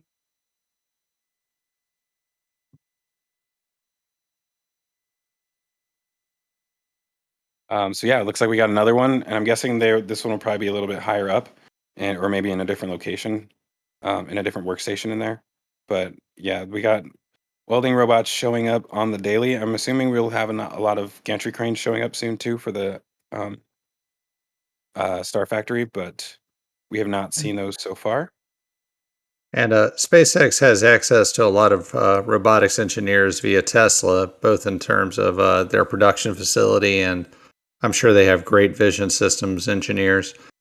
And the important thing about all the robots is that, I mean, forget the labor savings, the increase in accuracy and waste and just finished product is going to be so much better that way. But for everybody who wanted like a permanent welding job out at SpaceX, it gets a little bit dicier. There goes that dream. Moving a little north, this is a building that people have been keeping a pretty sharp eye on lately. We've had LabCam pretty much focused on it every day over the last week. And as you guys can see, they now have the walls up. So there's a little door in the back. There's a big door in the front. They have not put the roof panels on yet, but they are... I don't see them. Okay, they don't have roof panels yet. So the roof panels haven't arrived yet. But the remaining side panels are right here. And it looks like, if you guys can see this, there's actually HVAC set up in here already too, which is interesting because they're clearly more motivated to get HVAC and all that stuff, get this building up operational than the Star Factory. So this is definitely an important structure. And we also, from the front side, can see that they've got a little driveway that they're working on. And we talked about how this building is a concrete pad on top of gravel on top of another concrete pad, so it's kind of isolated from vibrations in a way. And we also have this gantry crane right here. This is a either a 5 or 10 ton gantry crane. Can't remember. I think might be a 10 ton. But you can also see this rail on the bottom floor of the floor, and that's what the crane rolls back and forth on top of. So basically, the crane has the ability to move all the way across this floor. And I don't know. I feel like this is a good place to store Starlinks. Like all you would have to do is back them in right here, and then lift them off of the truck or whatever, and then stack them in the back. Like, so you just create different stacks as you're going, and the actual ceiling is pretty tall. Let me swap to a ground view for you guys. Could the mystery box fit in there to load inside of the Starlink shed? It looks like it could. It looks like it could drive up to that door, truthfully. But let me look at the ground shot.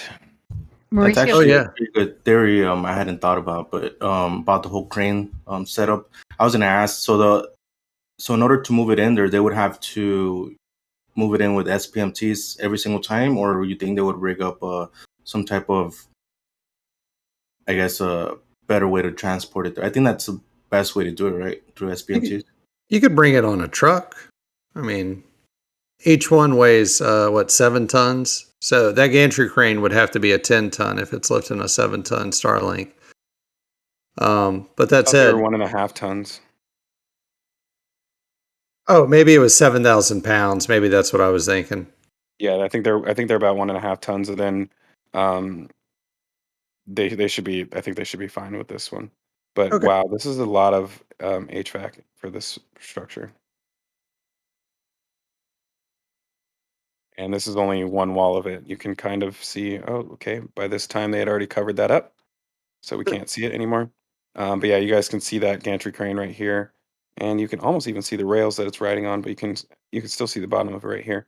So yeah, if a truck were to back, or that mystery box were to pull up to the doorway, it would almost pretty much seal the door, and then that gantry crane could pick up Starlinks from the backside and move them all the way to the front and just load them into the loader, which would be pretty interesting, actually.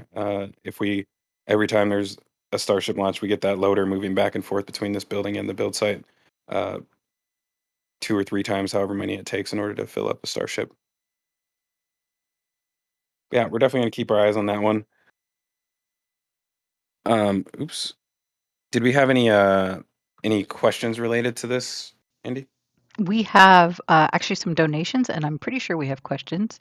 I don't know if they're related directly to Star Factory, because, yeah, not directly to Star Factory. But we do have some donations. We have a $20 donation super chat from Daniel C. Jones, who is giving love to Mauricio, well deserved. As a fellow photographer who understands, here's a small donation. Love your work. And that's all the donations. Yeah. Do you want other questions, or are we just sticking with Star Factory for now? Yeah, we can go ahead and address some other questions. Okay. There's a question about the payload section. It's from Michael Maxey. He asks, doesn't the payload section that will have a door require more wall supports for rigidity? Rigidity? Easy for me to say. Yeah, I mean, the whole door assembly plus the frame for to hold the Starlinks adds a significant amount of rigidness to that structure, but it's also a pressurized payload bay, so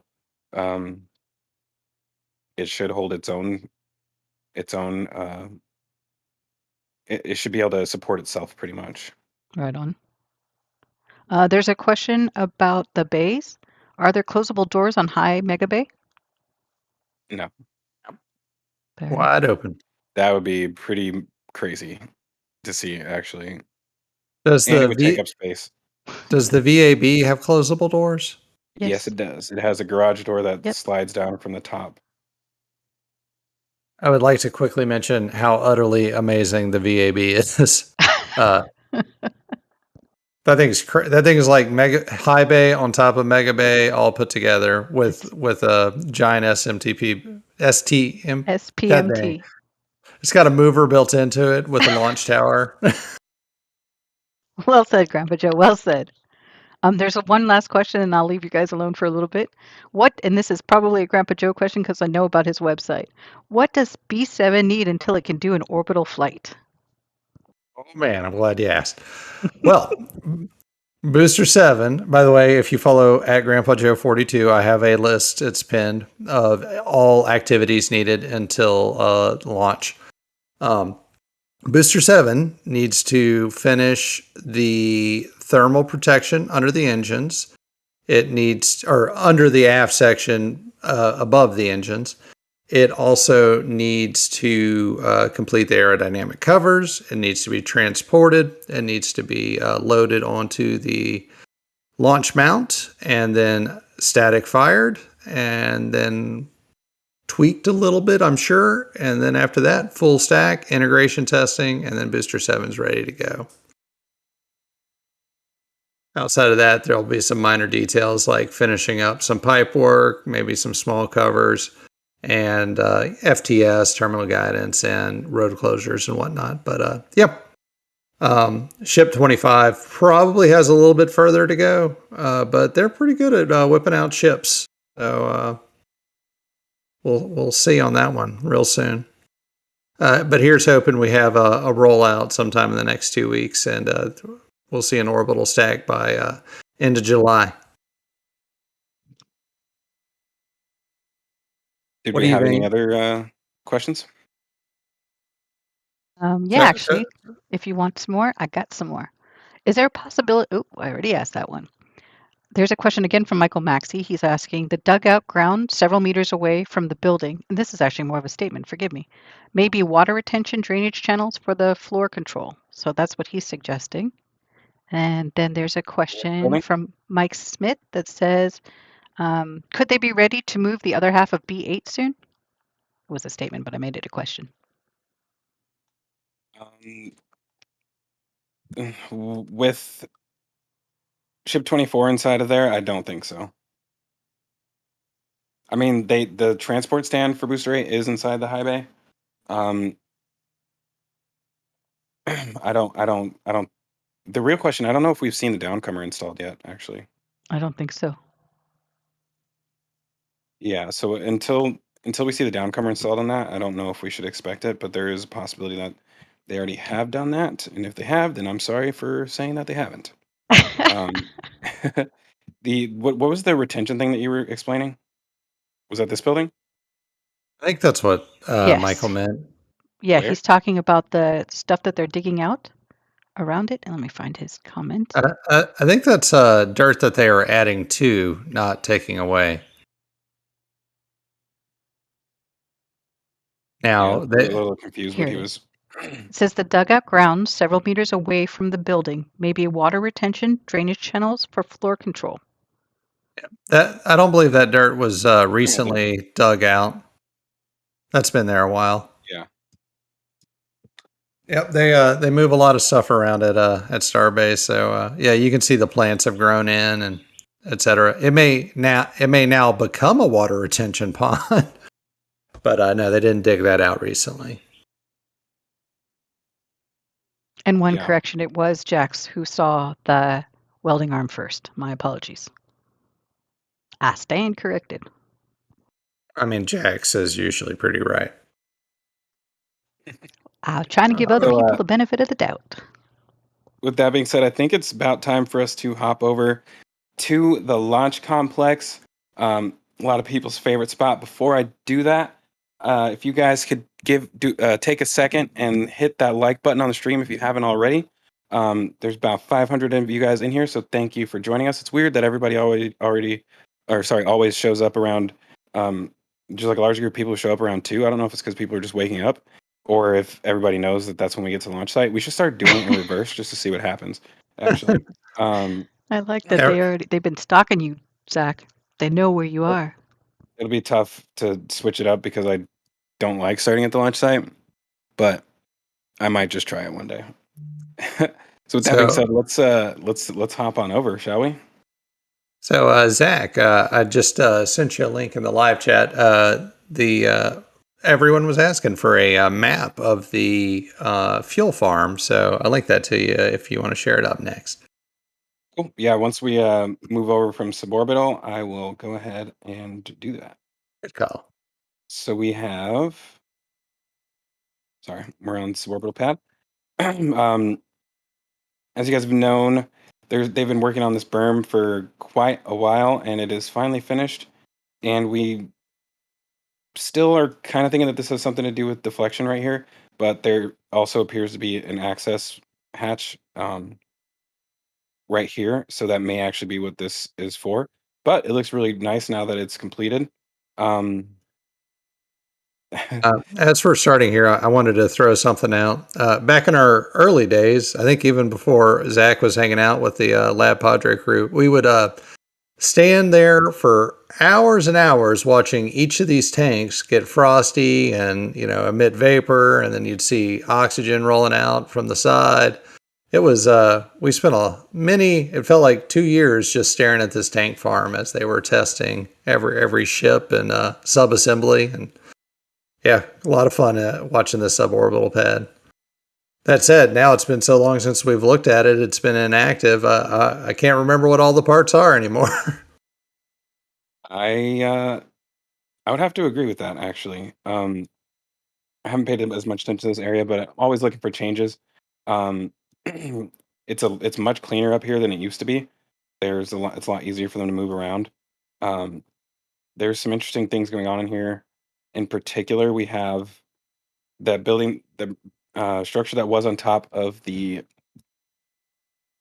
control building. Let me just go over to it, and of course, it's out of view.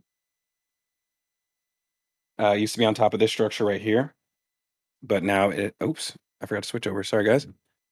It used to be on top of this structure right here, but it recently got moved over to the suborbital farm, and it looks like now they're they are definitely adding a lot of conduit to go to that building. So it does in fact look like it'll be a semi-permanent structure, which is interesting because I'm surprised they don't just build out another thing like this. But hey, I'm not the boss. Um, so yeah, we got some electrical conduit going to that building. Currently, it's most likely powered off of one of these generators over here. If I had to guess, you can see all of these cables running to the AC units on the roof. Lots of generators, but lots of power. But luckily, they have a nice supply of methane and LNG just right there available. Yeah. There's something over here that I just noticed. All these flex hoses. I'm kind of interested to see if I can get a count on them. But we have a bunch of new flex hoses out here, and I think these are just temporarily being stored because they're probably going to go somewhere else. And the only place I can think of is the chopsticks. Um, and so we're gonna touch on that here again in a little bit. Zach, Actually, I are think you, we are already you talked on the about right? Are you on the Yeah. right screen? I was going to say, where are the flex hoses? I don't see them on that image that we were looking at. So There this we is what go. I get for bouncing back and forth. We got Oh, flex hoses right here in the suborbital farm. That makes way more sense. Yeah, so these are much smaller than a lot of the normal ones. These actually, oh, I think these I think these actually came off of the uh, let's see here, the cryo station. Yeah, oh. I think these were removed from this cryo station actually. Um, and I believe there were some up here. No, all these are still connected. But yeah, I think they were the ones that were part of the can crusher, and they removed those. But we should still see more coming in, and I think there's actually more there than what was taken off. So let me go back to there one more time. So, wait, did you say they're taking apart pieces of the can crusher? The booster QD that connects to it, Mhm. um, they they disassembled most of that. Oh, disassemble. So this is unique. I thought that they had to have the gates. So in suborbital farm, they don't have to have the gates that the trucks back into for loading. They have the gates right here. Oh, but like on an orbital farm, the OTF, you could go right up to where they fill. Here, they're using a long hose. I'm surprised by that. It's the same thing. They have the hoses at the suborbital as well, or sorry, the OTF. other fuel farm as well. Yeah, let Yep, me. yep. We just don't see it because it butts right up to the truck. No, you can see them right here. Oh, okay then. Yeah, so at least on the methane side there. Oops. Wow, that was a mega zoom. You can see 1, 2, 3, 4, 5 of them, Yeah, and it seems like they get longer as they go. This one's super long. Um, but interesting. on the front side, I don't think they have them. They just connect directly to the ports on the front side. And that's not well, they do have those hoses because you see that red truck. Oh, that's your Movac though. Yeah, he's sucking out water from somewhere. Yeah. Um, oh man, that's a. I really want to talk about that, but we're gonna come back to that. Okay. So we also have Suborbital Pad B, which is almost fully finished. I believe now it has, yep, the ship QD currently Screen, on Zach. there. Screen. Dang it. Getting really good at forgetting to swap. Sorry, guys. We're gonna limit you down to one screen from here on out, Zach. Yeah, I got 4 of them, so it's hard to know which one I'm showing at times. Yeah, it's One tough when second. you have 4 screens and all. Tough I life. know, it's so sad. Hey, we're currently looking at the pumps. There we go. Now we're looking at sub B. So we have all of the clamps installed. The QD connection is now in place as well too. And we do have some shots of that from the ground. It's kind of covered up with a pink tarp at the moment. Let me see if I could grab that really quickly. Boom. So we have the QD from the ground. You guys can see it's been installed. Okay, now we know what those flex hoses are for. They have not installed the flex hoses for this yet. So the ones that we were looking at the suborbital farm are actually for this. Yeah, I think it's going to take them a while to finish Suborbital Pad B, though. I do love the Planet of the Apes guy right there. Yeah. But somebody I've heard comment a couple of times that SpaceX should put the thrust simulators on one pad and then leave the other pad open for static fires. And I just wanted to tell everybody thinking about that my opinion, you should. It only takes a few hours to install and remove the thrust simulators.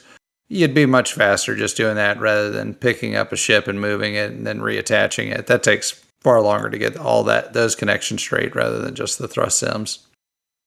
Plus, if they want, they can install the Raptors on the pad. They've done that in the past. Did they install the vacuum Raptors on the pad? I think they did, didn't they, for the last test?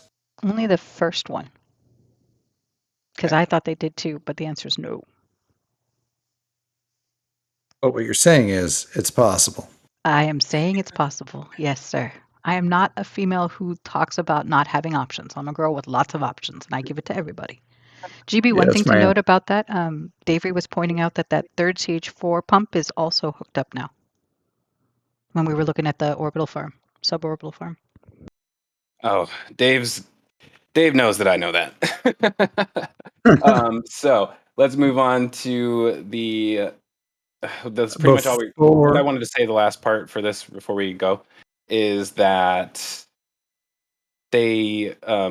I do think that they will have this set up before Ship 24 moves back out, and I personally don't think that they're going to remove any of this stuff. I think they'll continue to do puck sucker tests for a while, and they'll probably do their static fire from here, which sucks. But yeah, I think that's why they're trying to get this ready so quickly.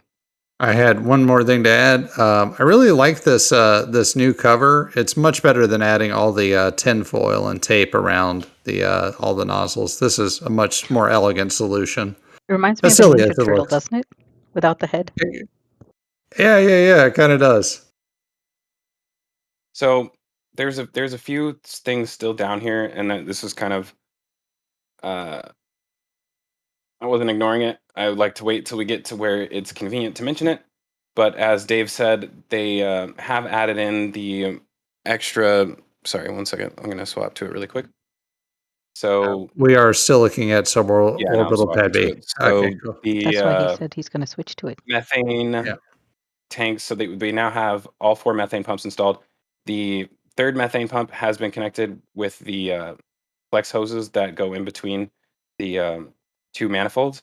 And so the fourth one is missing those flex hoses, and those are at the suborbital site. So they're sitting right there behind that truck, right here. Oh. So those should be installed relatively soon. And again, those cryo hoses are for suborbital B. So this is just like a flex hose storage area, I guess. But yeah, we should see the methane pumps be connected, or sorry, the last methane pumps be connected very shortly. But that is not the biggest thing that's happening over here. That's not? Definitely not. Ooh. Does anything happen when all 4 pumps, other than the fact that all 4 pumps are working? Anything happen when they're all working, like fireworks, big display? I think it's more just for volume or flow rate. So, just increasing how quickly they can fill methane. Okay. I don't believe that they need to cool it as much as they need to cool the liquid. Oh, sorry. They don't drop the temperature as much as they drop the liquid oxygen. So I don't think that cooling process takes as long. So they're probably able to load faster. I'm not 100% certain on that. But do you guys notice anything else in here? And give me 1 second, but I'll let you guys talk about it really quick. Ooh, So let's GPJ, the see. challenge. I know. Where's Waldo here? Right? Yeah. So I see ladders. I see high pressure tanks. I see trucks. I see an inspection van. The helium and the argon Yeah. tanks. Yep, helium and argon. What's that on the back of that trailer? I was wondering that myself. I don't know. And I see a stand. What did they do to the third tower over there? Did they do anything different? Mauricio, you have any ideas? You're the man. Gosh. What are we looking at? We're trying to see We what's are looking different. at the orbital tank farm, and I forgot to switch you guys over before I stepped Oh. away for a second. We were guessing. I'm having a bad day today, guys. Sorry. So yeah, this is actually we get this question more than any other question every show, and that question is, "Oh, are they ever going to do anything with these 2 vertical methane tanks?" Yeah. And if you guys watched the last episode, I did mention that the manifold that was down here, which connected the 2 methane tanks together, was removed and is now sitting down here. But right now, as of this week, you can see this massive black pipe that is now connecting those 2 tanks. And no way. Actually, if we look at it from the ground, let me get the ground view.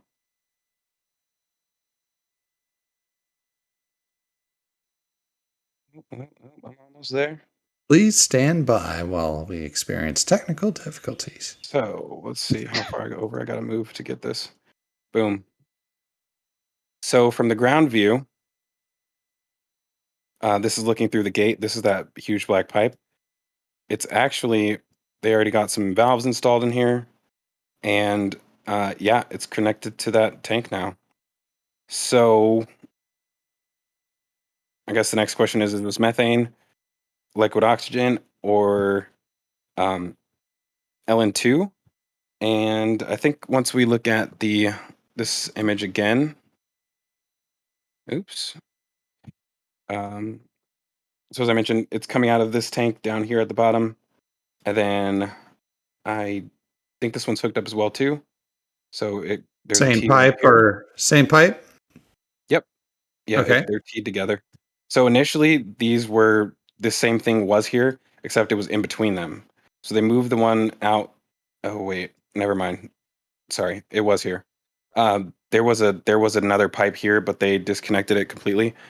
I don't know if this is a larger diameter.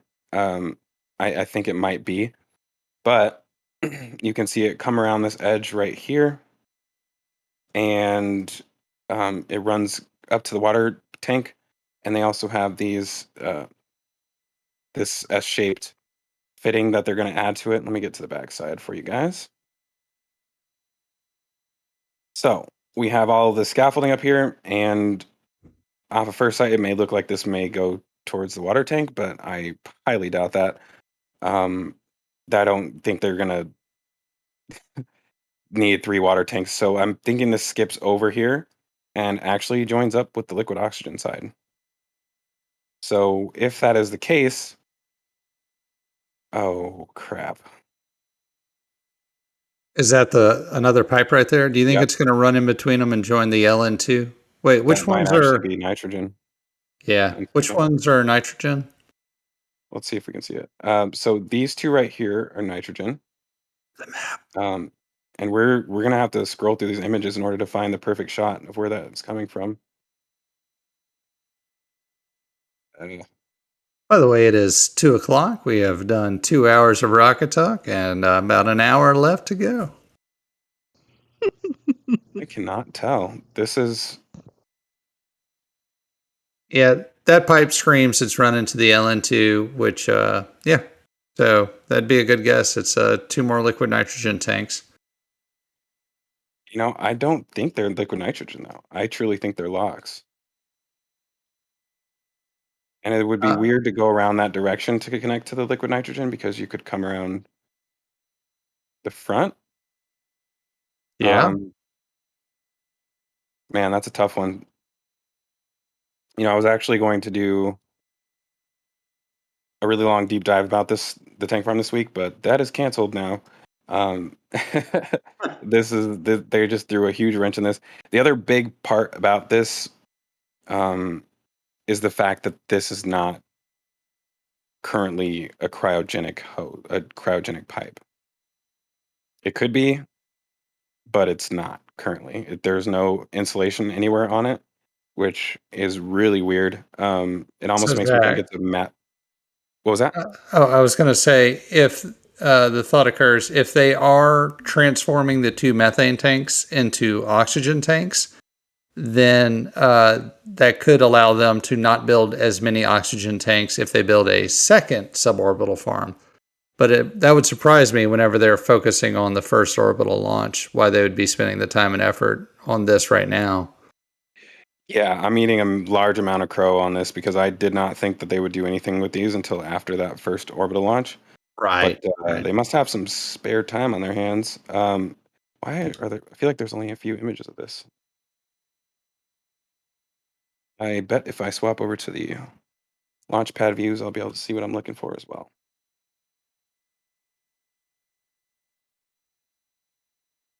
Oh man, yeah, I mean, because there's definitely that huge one coming out of there. But this, like I said, doesn't look like it's about to join up to me unless there's a manifold that's going to go here. So, did you switch over? Because we're still looking at. Dang it! I And did. Dave wanted to note the flare end of the pipe in proximity to the water tank. Say that again. He says, note, flare end of pipe in proximity to water tank. Yes. So the flared end of the pipe flares up to this larger diameter right here. Um, so I'm thinking that this fitting actually may go directly into here. Usually these are bolt on or welded on, but I don't know. It kind of almost even looks like a swivel joint, which is weird, but I don't think that's what it is. Um, yeah, this is going to be a tough one because there's like two other pipes down here with it, and there's even more on other parts of the launch site. Which see if I can find them here in a second. But yeah, this is what I was most excited about for this episode or this week, just in general, is because this is what a lot of people have been waiting on for a really long time. Is for something to finally happen with these tanks, and it looks like we're finally there. I just noticed we have these pipes coming across here, which is something that's for the liquid oxygen side. Oh, man.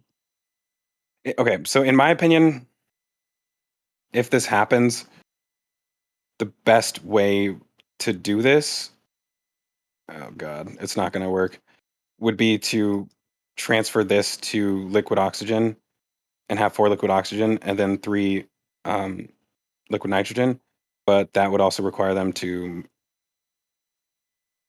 redo the entire vent system of this one because it's currently joined with this. Like these 2 tanks are joined together, so I don't even think that's possible.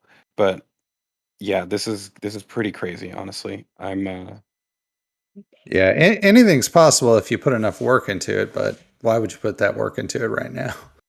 Yeah, I mean, I spent a lot of time looking at this once I found it, and I'm still as confused as when I first noticed it. Um, but yeah, we saw them lifting those pipes in there early in the week, and we were like, "Oh crap, what's going on here?" By the But by, did we ever find the other kettle boilers for no, the? they have not. Okay, They have not delivered new kettle boilers. Yeah, we're still waiting for one, two, three, four of them on the liquid oxygen side, and then two on the methane side. yeah, And it doesn't look to me like they're planning on bringing those anytime soon. yeah, you can manufacture one of those in about a week and a half for under 20 grand, maybe 100 grand tops nowadays, but they're not that complicated. Yeah. Looks like we also have the full insulation on this white tank now. Finally, if you guys remember, this was actually both the white tank itself and the heat exchangers were um, wrapped in, or not wrapped, but they had scaffolding around them so that they could do all the rest of this insulation work. And now that's done, this looks pretty nice. I mean, this tank looked absolutely horrible when it first showed up, so it's kind of nice to see it look like it's supposed to. Um, Man, I'm just sorry. I keep getting distracted. I'm noticing all these other pipes that are laying around, just anticipating what else is going to happen out here. And the other thing that I wanted to mention earlier regarding this possible transition is, like I said, it's going to be a lot of work. But um, part of the reason that is because there's going to be a lot of valves involved in switching all that stuff over from way over there. And I think that's what we're seeing right here is a whole bunch of. I think these are valve related. We looked at them before the show, and I'm not 100% certain, but um, I'm pretty positive that's what these are right here. I know for sure that's what these ones are. But man, once you think that we're getting close to finishing up work on the tank farm, here we go again. So this would be the fourth major renovation of the tank farm starting right now. Hey, Zach, whenever you're ready, pull up the image from Oh Procky my gosh, labels. I have. Yeah, sorry. Go ahead. Yeah, you can. Whenever you're ready, you can pull up the labeled image of the orbital tank farm Oh from yeah, Procky. sorry, I almost forgot about that. So swap over to that.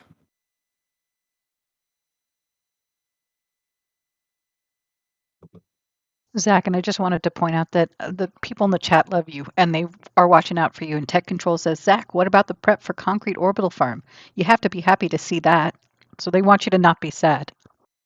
The prep for what? The prep for concrete orbital berm. Sorry, what did I say? I said Oh, orbital see, farm. these guys are always jumping ahead. They think I don't notice these things. That's what's happening. I think he just wants you to be happy. Oh, see, I like to cover things in order, but trust me, I do spend more hours than I would like to admit examining these. So, um, I just I have a plan in my head. I like to not jump around because it gets distracting for people. So don't worry, we'll get there. Um, but yeah, as you guys can see here, we had the 3 liquid oxygen tanks, the 2 nitrogen tanks, the 2 methane tanks, and then the water tank. Um, and so these are labeled as D tank CH4 buffer tanks, but I don't think that's what they are. They're actually just regular methane storage tanks, just like these ones. So we have 7 methane storage tanks, 3 liquid oxygen tanks, and if they convert these to liquid oxygen, then we'll have 1, 2, 3, 4, 5 liquid oxygen tanks, 2 liquid nitrogen tanks, and 7 methane tanks. Um, the problem with that is I believe at that point we need more nitrogen. And uh, yeah, we don't have that. So, I mean, the only reason that I believe we need that, maybe we don't, because they're able to fill up a booster with liquid oxygen while, sorry, fill up the LOX tank with liquid oxygen while filling up the methane tank with liquid nitrogen, while also using the liquid nitrogen to cool the liquid oxygen. So maybe it doesn't. Maybe they don't use anywhere near as much liquid oxygen during the cooling process as I assume they do. And so these 2 tanks could be enough in reality to cool 5 liquid oxygen tanks and 7 methane tanks. However, you're rarely going to actually do that. I think that more gives them the ability to do large amount of tests back to back. So let's say you wanted to do 4 weeks straight of static firing. So you fire the center engine once, and then you do the three other gimbal ones, and then you do the one at a time, the ring of 10, and then you do the outer ring of 20 one at a time. So that you potentially could have to wait a lot of time in between those to continually fill these up. But the more space you have, the less often you're dependent on that. So by filling all these up by converting these liquid oxygen, then they would have a lot more storage to not be reliant on more offloads every single time they do a test. So fingers crossed that actually is what happens. I'm going to swap back over to the other view. By the way, Zach, just for facts and figures, there are about 263 truck tank loads of liquid nitrogen that can be stored in those 2 vertical tanks. So that would be used for testing and cooling and etc. Yeah, the other thing to consider is that these 2 tanks both are larger than all 3 LOX tanks. So this wouldn't be a 66% increase. It would actually be way more than that. Oh, wow. Yeah, it would probably be approaching 80 to 90% increase on total storage. The one orbital launch in terms of methane would take about 14 plus 43. That's 57 tankers of methane to launch. And my calculations for the horizontal tanks was you had about 250. So you've got enough minus insulation. You've got enough to do maybe 2 launches at least with the methane storage on site as is. So yeah, it's definitely, it looks like liquid nitrogen would be the limiting factor. Yeah, it'll be interesting to see the way they do that. I'm happy and disappointed at the same time, just because of the timing of it. Like I said, it makes sense because up until this point, these were just light poles. So it's good that they're going to be doing something with it. But wow, we're expecting an orbital launch within the next month and a half. So yeah, that's kind of stuff is slightly concerning to me. But we'll see what happens. I'm not gonna sound the alarm on a delay over that. I mean, they could just be setting it up and not actually connect it until after. But yeah, at least they're working on it. Ooh, well, with that being said, I think we can move on to the other thing that we were going to talk about, which got brought up, and that would be the berm action that we got going on. Hey, Zach, it looks like they might be planning to put concrete on that berm. What do you think? That's what I'm hoping. So we talked about at the beginning of the show, if you guys weren't here at that part, but we've also talked about it other days as well, is that SpaceX has that concrete quota that they got to use up. And if you guys remember when we were talking about them pouring the suborbital berm, I was expecting that the next step would be to do this one, and it looks like that may be the case. I'm not sure why it's being done this way in particular. Let's actually look at this from the ground because that will give you guys a better idea of what's really going on here.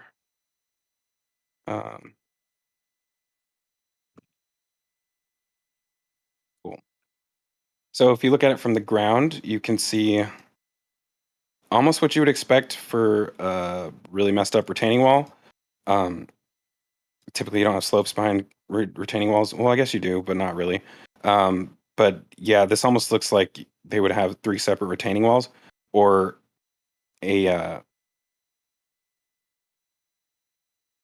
I don't even know what you would like a stepped concrete barrier, which I don't know why they would want a stepped one instead of a smooth one. But yeah, I mean, to me, this looks definitely like they're going to be preparing that for some concrete here soon.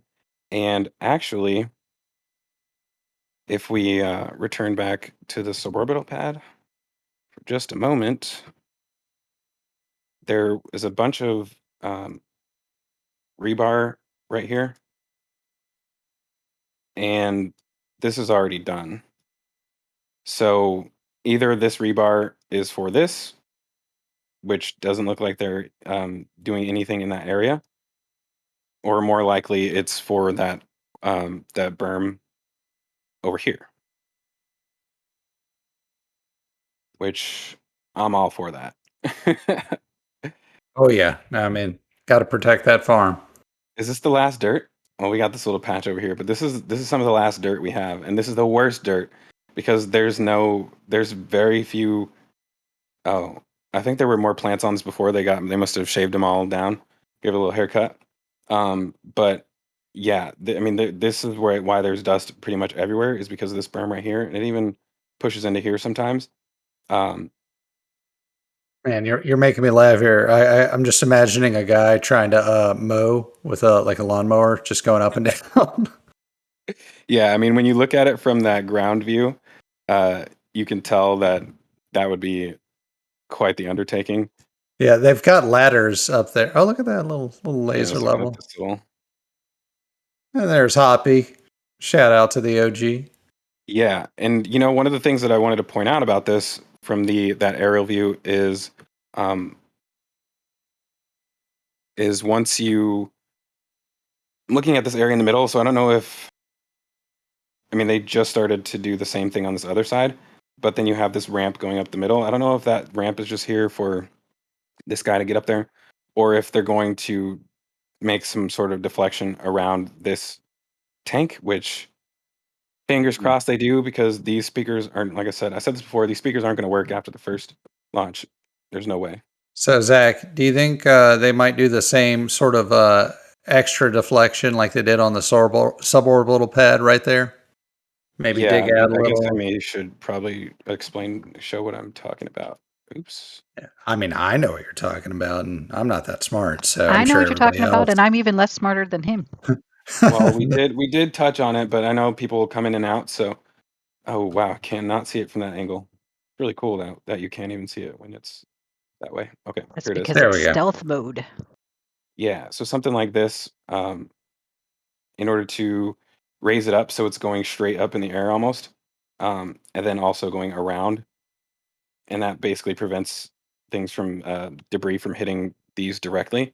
And so I would assume that we're probably going to see something similar over here. Did I actually switch over to Suborbital that time? Hmm. Okay, thank you. Cool. And there's a thought. Alaska Space was saying the steps keep the concrete pad from sliding down. Yeah, they did something similar on the other one.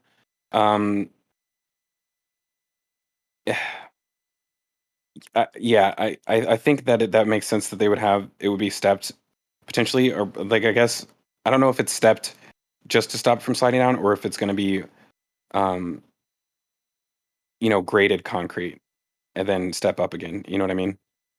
I don't know. And they're going to concrete the whole thing, though, right? They're not going to like have a section for plants or anything like that. They'd be setting them up for failure if they did that. Girl can dream, can't she? I like flowers. Do you like toasted flowers?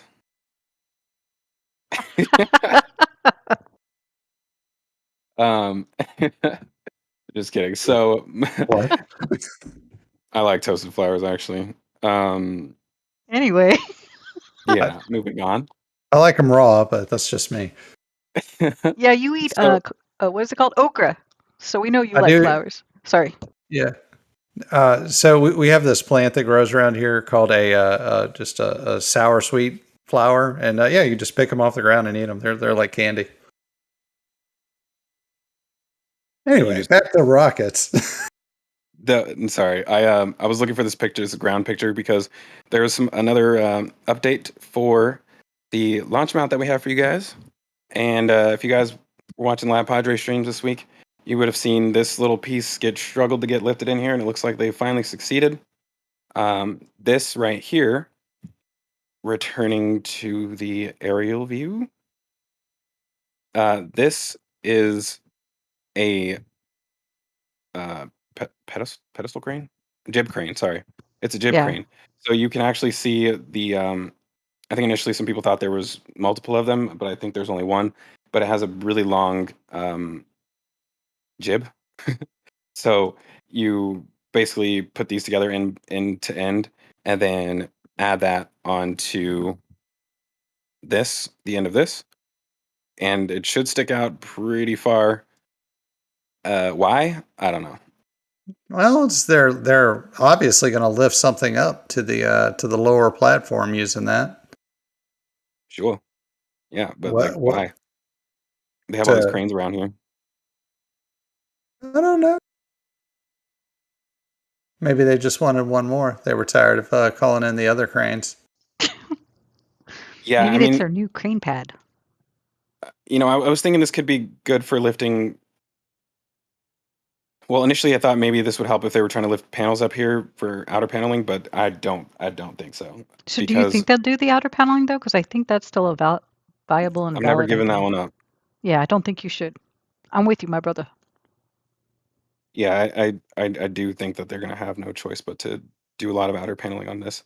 And Well, I then, mean, they don't have to do the paneling if they want to launch. They just have to do the paneling if they want to launch twice. right. And the idea that you showed earlier with the those metal curved thingamabobbers that we saw at Sanchez, this is where they would go, yeah? Just below the table itself? Well, Do you not believe that depends who that's you what they're there ask. for? It depends who you ask, I'm asking you. because I disagree. Really? Okay. Yeah, I don't think that's where they go, but um, yeah, there are some options for where they could end up. I just don't. I don't think they go on the legs, honestly. And for those of you who weren't here, let's go ahead and show that really quick, what we're talking about, because this is mystery item number one. Now that let me get a better shot of It that. just became mystery item number one because I thought we were all on the same page because I know that I think that's what it is. I know PK thinks that's what it is. I know Spoilsport thinks that's what it is. I'm sure there are others. I didn't I typically realize disagree with you were part of everybody. the cover up, my friend. Yeah, I just disagree on this one because of. I mean, it looks like it because of these cutouts right here that they should go around the leg. Um, I I just don't see that. I mean, let's look back at it one more time on the ground. If it did go between the legs, and I don't know if it's wide enough for this, Hmm. um, I would expect it to rest right here. Why so low? Exactly. Why wouldn't it go up top, up higher, just below where you see the lowest Well, part of the table itself? so the only place I could imagine it going where it would make sense is underneath these cryo tubes. But hold on, I just realized something. Aha! Maybe It's you'll for be able. It's for water deluge. Those metal things? Are you being funny? Well, I'm wondering now No, I'm not being serious. Okay. if this frame right here, like Hmm. this part of it, could slide into this right here and go all the way up the leg. But But again, why curve then on the other side, on either side of that metal piece you're talking about? And wouldn't that just be something like the framework? It's not necessarily external to it per se, or a part of it. well, let's hear. Let me look at this one more time from an even better view. This is the view we want. So, okay. Sorry about that. Should lock those settings so it won't do that anymore. Let me see if I can. Yeah. So the area that they would need to cover, in my opinion, is down here. They would be putting something on the bottom of this so that you don't have flames touching it from below. But do we have a view from the backside of it this week? I don't think we do. I would have to bring up a super old image of the backside in order to show this.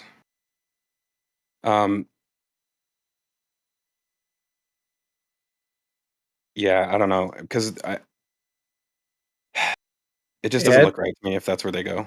No, it doesn't feel like it goes there. It's the Oh, you wrong shush. material. It's in the wrong place. I disagree. I'm gonna just agree with Zach because he's right an annoying amount of time. Decide. What are we doing here, guys? What does the audience think? Let me show you guys one more time. Ooh, poll time. Mauricio. Mauricio, poll. What's GPJ. Hopping over to the chat. I'm gonna see what you guys think. Are these for the orbital launch mount? Zach is lost. Zach is never lost, sir. I see you, Star Vision. Star Vision. Let's see. Oh, Sean. He says they're L brackets. That's why, or she. I see emergency escape elevator. That would be interesting. Down only. Let's see. Cover for the cryo tubes, which is what you were saying.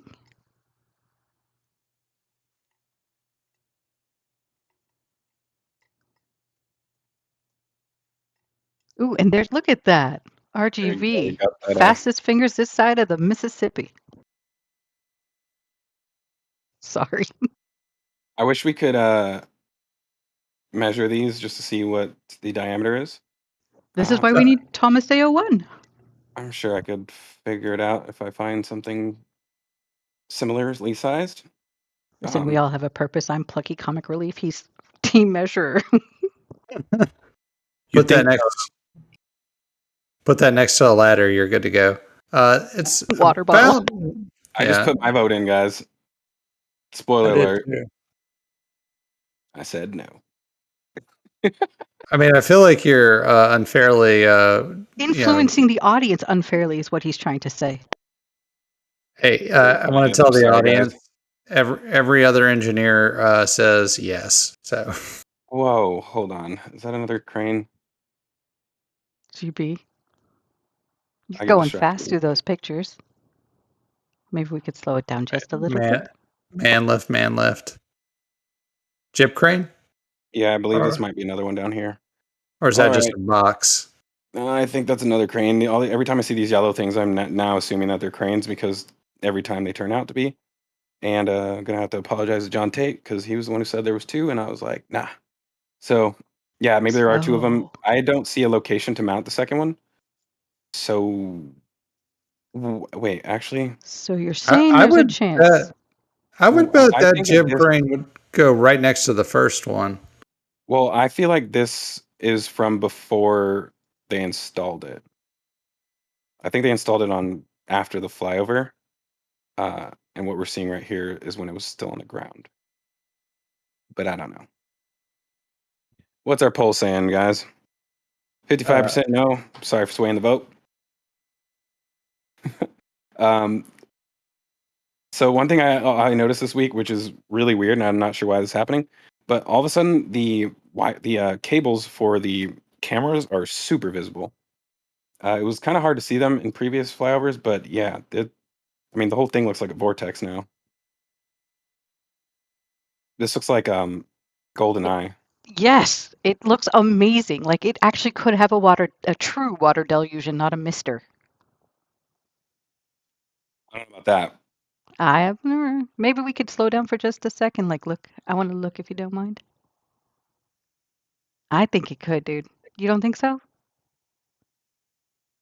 Maybe. I'll take maybe. Thank you.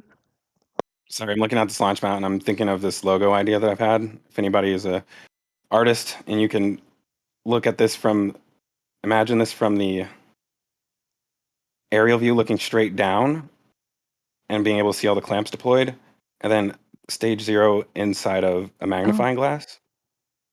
That's what I'm thinking. Nice. And then where would it say your name, or would it say? It doesn't need it. Okay. I just need that part. Somebody can figure that out. See, I love you forever. Love you a long time. But moving on a little bit, we there's something I want to point out that I don't have an image for, but I'll just explain it. So on this launch tower, the cryo tubes actually come right alongside the ground over here, and then enter the tower underneath this concrete cover, which is cool until a booster comes down and doesn't get caught by the chopsticks and goes straight through the concrete to those flooded pipes, which would then combine liquid oxygen and liquid methane, unless somehow they manage to fully drain the thing in 8 minutes or, 8.5 minutes before the booster comes back down. But one important design change on the new launch tower, which is something I'm going to talk about in my episode I have coming out tomorrow, is that this is actually moved to the opposite side of the tower in the at Starbase. Are we calling it Starbase Weekly? Kennedy? I kind of like that name. Oh, you're talking about Not gonna Florida. lie. The Yeah. Cape? So let's call it Starbase Kennedy. Yeah, I like that that. tower, the cryo tubes are actually on the opposite side. Again, I don't have pictures for that, and I wouldn't show them anyways because I'm going to put an episode out about it. But yeah, that will make it so that they're not landing directly above those cryo tubes. I mean, yeah, they're inside of concrete, but I mean, we've seen what happens when a starship crashes on concrete. It basically goes through it. That's why they had to fix the landing pad every time the starship crashed. So you don't want that happening over here. Obviously, there's nothing they can do about that in this situation other than protect it in the way that they have. But that's just something that they're not going to have to deal with at Kennedy. But yeah, with Starbase that, Kennedy. what was that? Starbase Kennedy. Yes. So I have some questions about all of this that we're talking about. hmm There's a question from Stephen Lewis. He's asking, will they move the crane pad wood before static fire? I'm pretty sure the cribbing will be gone. Oh yeah, that cribbing be gone. Well, yeah, but the thing about this cribbing is the fact that this is still here is not really a No good crane. sign for all the people who are hoping that the chopsticks are going to lift the booster up. Oh, you are They a got- dream breaker. Whoops. It doesn't take long to remove that cribbing. You can Hey, But I remove was his going to point keep is that to valid. myself until he said that. His point is very valid. Because I was why gonna would they keep it keep to the cribbing there? myself, There's no but big crane there. Unless they're going to bring it back. Oh, Oh, that does make sense. Dang it. right? My heart hurts now. Okay, Maybe I have they're another just keeping question for you. they're keeping their options open. Hopefully they believe the way I do. All about options. what was the second question? From Michael Maxey, he asks, had the OLM undergone a full pressure deluge test in the last month? Has it? Oh, I think wow. only We're when Dave was 50-50. there. Sorry, I just looked at the chat. We're 50-50 on the voting right now. Man. 50-50. Love it. But have you seen a full water pressure pressure deluge test in the last month? Water? I'm No. assuming water. No, and they still need to do a pretty major pressure test on the launch tower. They've finally started to do during the last booster cryo. No, sorry, the cryo when ship 24 was on the ground. They did some testing on the launch tower. I see if I can find a good shot of what I'm trying to explain here. Maybe. If you can describe it, we can help you. Like, if I could do that, I wouldn't be looking for the picture. There's Got it. a pipe coming out of the launch tower, but I don't know if I'm going to be able to see it. I don't know if it's The one that even comes out the possible to get back. an angle of it from the ground. Oh, you want it on the ground or the one that comes out the back? Hold on one second. Okay. So I may have it right here. I'm not sure. Oh, it's just below this. Yeah, it's a little difficult to see this one. I think Mauricio moves further away, then looks down at it again. Oh, there we go. Cool. Oh, this is interesting. So on the top of the launch tower, we have, or sorry, in the middle launch tower, there is this pipe that sticks out. And this pipe is where all the venting comes out from the top of the launch tower. But there's also one down here. I just don't know where it is. It might actually be coming out. It might come out of these smaller ones right here. These look like vents, separate pipes to me. So, wow, that's definitely new. But yeah, this is the only area of the tower we've seen them test ever since they installed all of this new stuff. So they definitely need to pressure test all of this. It looks like they finally got most of the valves installed, and they even have the all the cryo tubes wrapped, which again isn't. Oh wow, they wrapped the basket strainers as well too. Dang, they're making this look like they did test it, but I don't know how they could have done that. Did you happen to see the yellow baskets? Were you there when we were looking at the images for the yellow basket underneath the drawworks? I was curious what you thought about that. I can show you later. Don't worry about it. I I don't know know. what you're talking about. Yeah, I'll We're show not you going to later. have an image of that. Don't worry. I'll find it, but Yeah, we can do it later. I may be able to see it from the backside. Let's try. Of Do you know what I'm talking about? course. Oh, So good. Just checking. down here Yes. underneath the drawworks, there are a few drainage boxes. There's actually a lot more than what we're seeing here. And oh man, I was going to avoid this one, but Sorry. the drawworks is made for the oil field, not a launch site. Okay. Which isn't a problem. That's just a fact. So when you're on an oil rig and something like this is leaking oil constantly, you're not going to care because you're on an oil rig and there's oil everywhere. So when you take something like that and bring it here where you're trying to be clean, then that becomes a different story. So you can actually even see it right here. This is where the oil from the drawworks has been leaking. And well, I kind of noticed this a little bit ago, but I don't know, I just kept it to myself until they started doing this. So they set the scaffolding up and they brought these what looks like collection little drain boxes, like if you had like a leak in your roof and you put a bucket underneath it. So instead of allowing it to drip and then get blown in the wind so that it coats everything, they're capturing it. And I believe there's a hose that goes from one of these down into a waste barrel.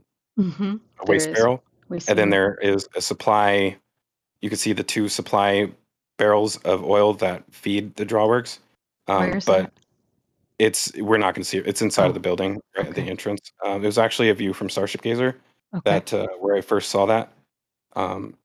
But again, I usually things like that I sometimes try to keep to myself, but you asked, so there's the answer.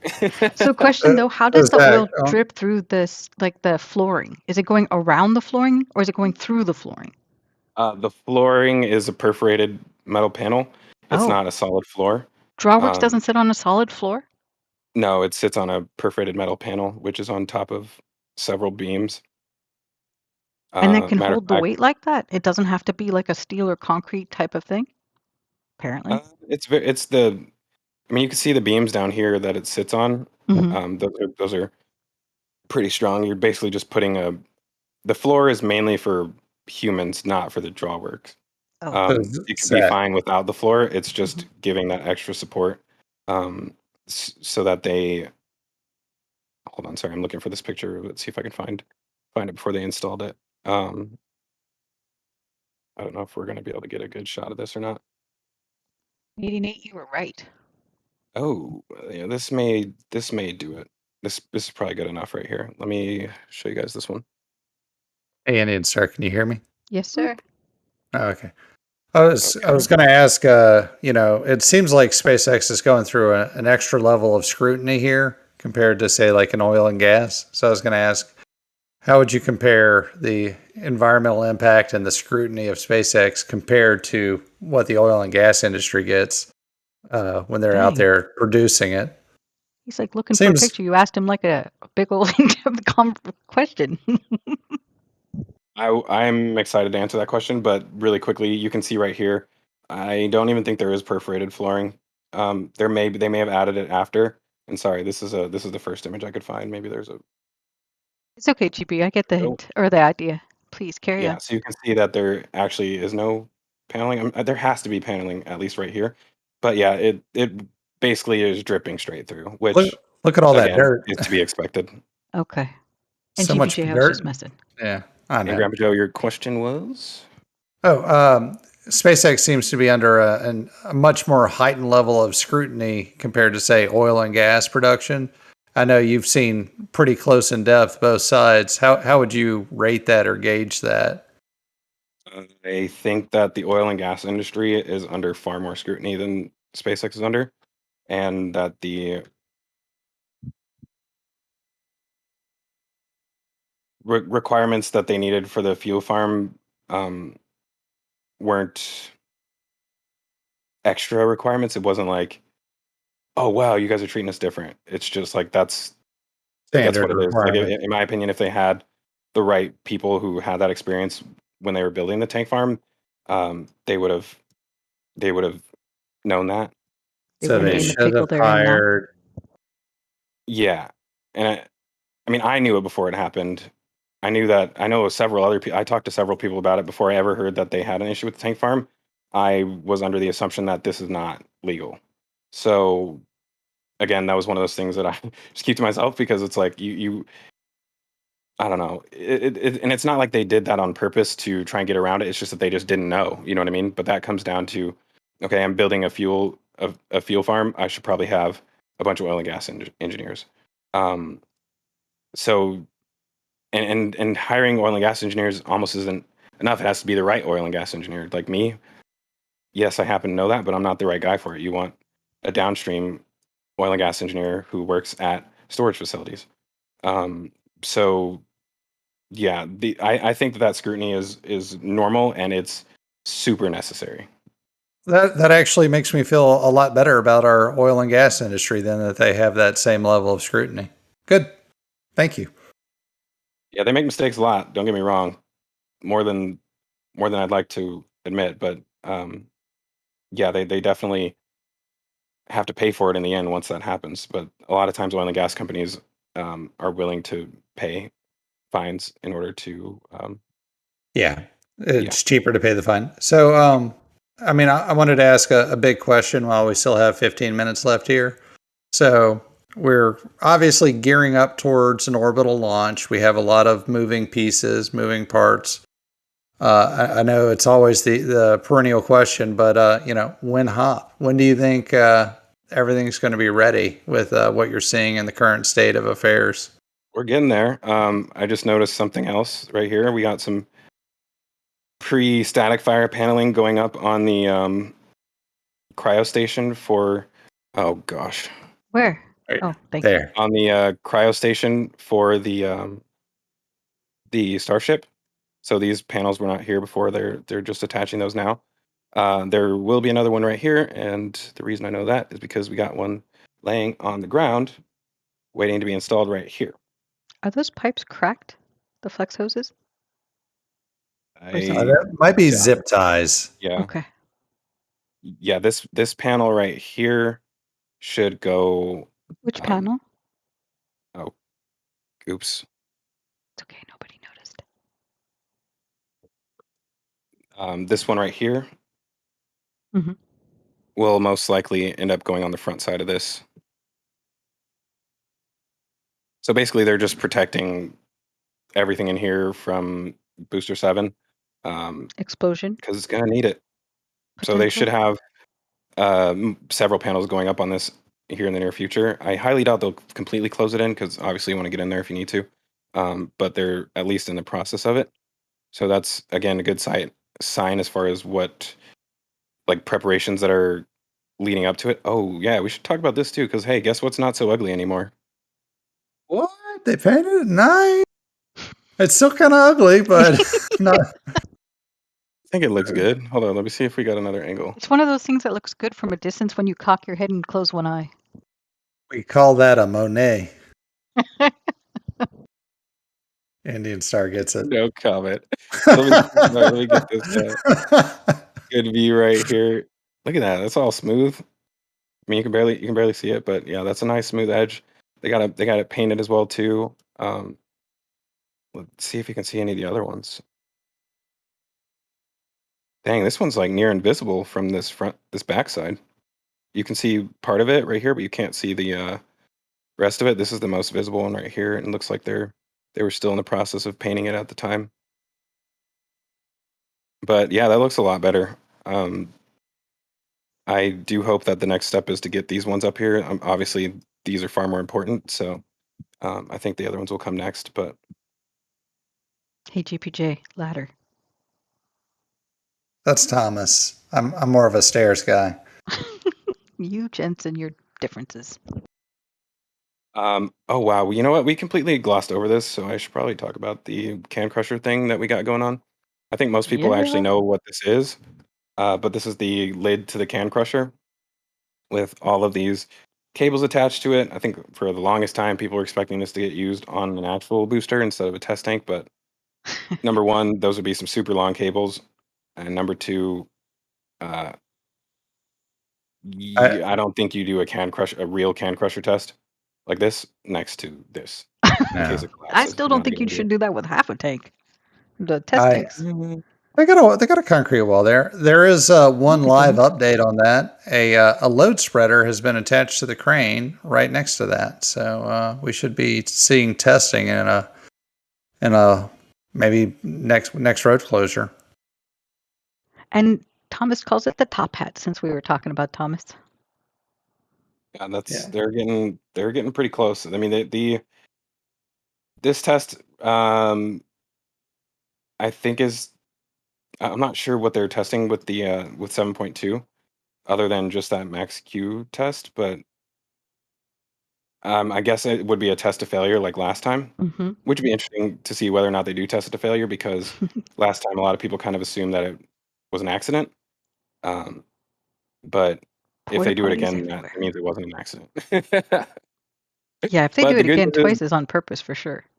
yeah, but this time we have, so lab is not going to have to worry as much this time around as far as having his vehicle. Okay, this is not a good view. I actually need a long distance one for this. Sorry, guys. So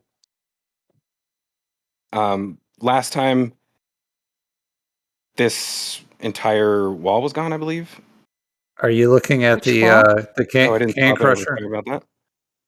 There we go. Which wall? So number one, they now have at least kind of a gate. I think they just added another section to it yesterday. So it probably slides all the way out to at least here by now. So that's enough to stop non-existent porta potties from crossing the street like they did last time that we had a rupture test.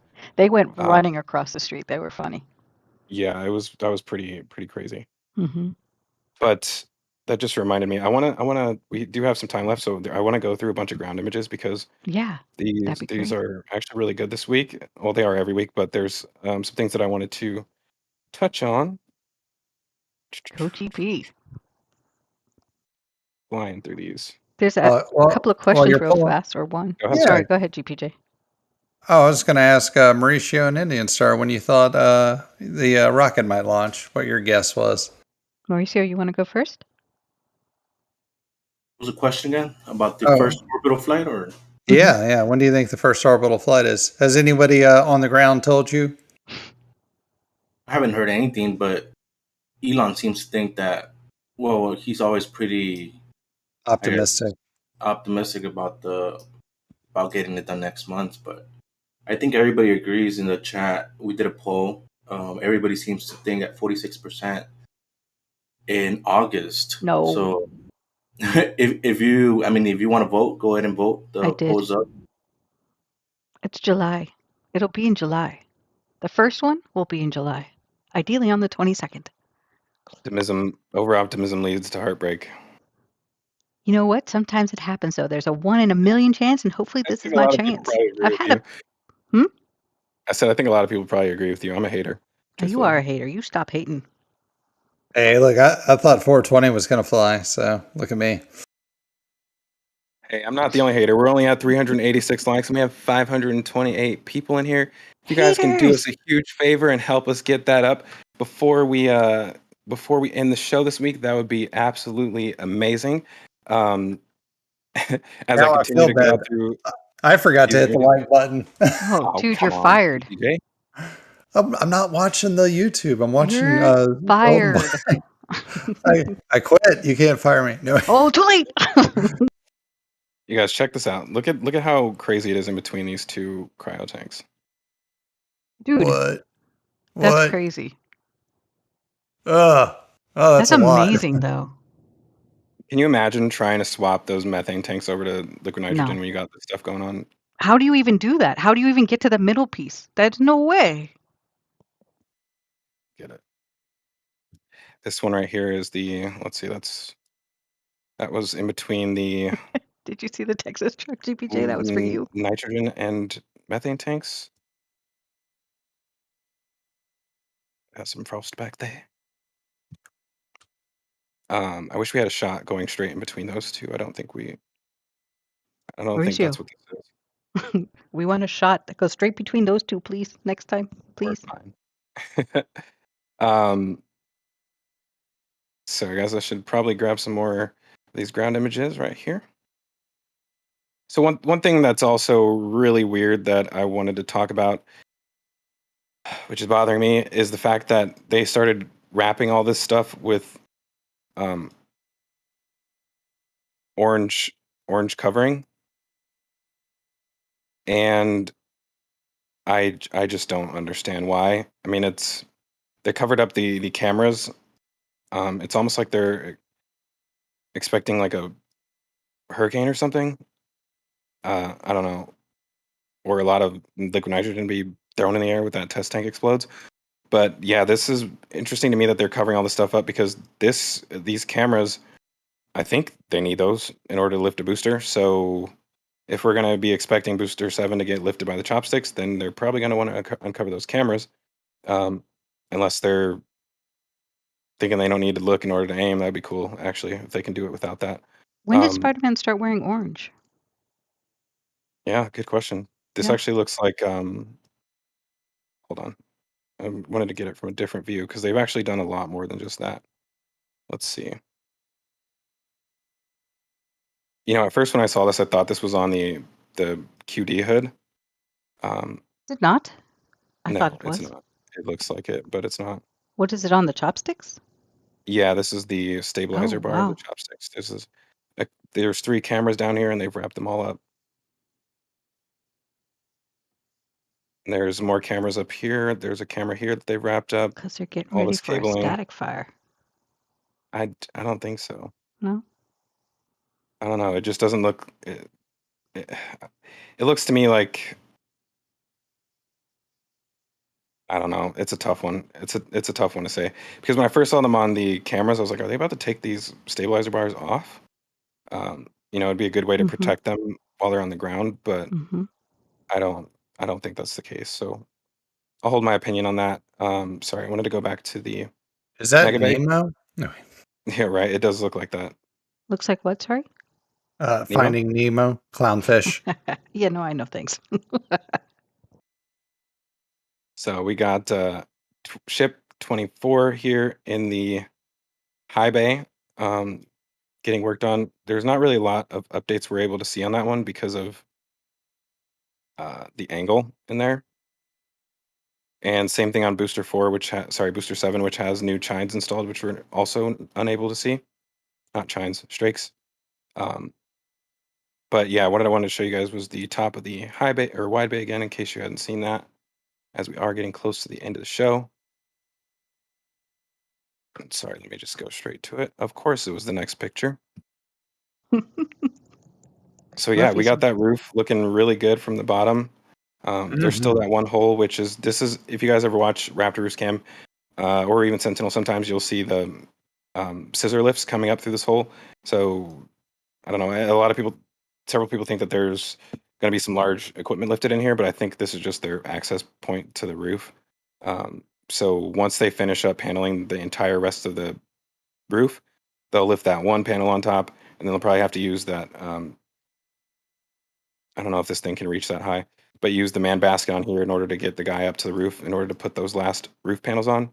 But yeah, we are not too far out from that, but it doesn't really matter because this building's open for activities anyways, except for up here.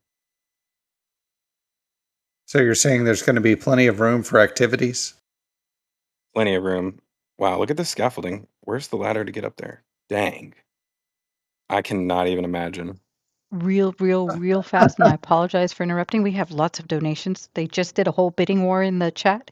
We have $10 donation from Rocket Profit. We have a $10 donation from Michelle. We have a $10 donation from Nate. We have a $10 donation from, who's this? Peanut. $10 donation from Peanut, and then a €20 donation from the mighty Don Don. Done. And wait, one more. 1999 from Zen Dragon. Hey, Zen Dragon's here. Oh my GPJ. God! Aw, don't hyperventilate. Miss you, Zen. So real quick story. Zen Dragon and I, along with Supine Duck, got to see the first ever Starship launch of SN8. And Mauser too, right? And Mauser and Lab, and I mean, just a huge cast of characters. It was what a great day. Miss you, Zen. Sorry, Zach, didn't mean to cut you off. Just wanted to get those in real fast. Oh, you're fine. I'm scrolling through these, just trying to see if I missed anything. That because I saw some other things that I really wanted to show earlier, and I can't remember where they are. Thanks. Here's another fun ladder to climb right here. That's like that's getting into Blue Origin territory.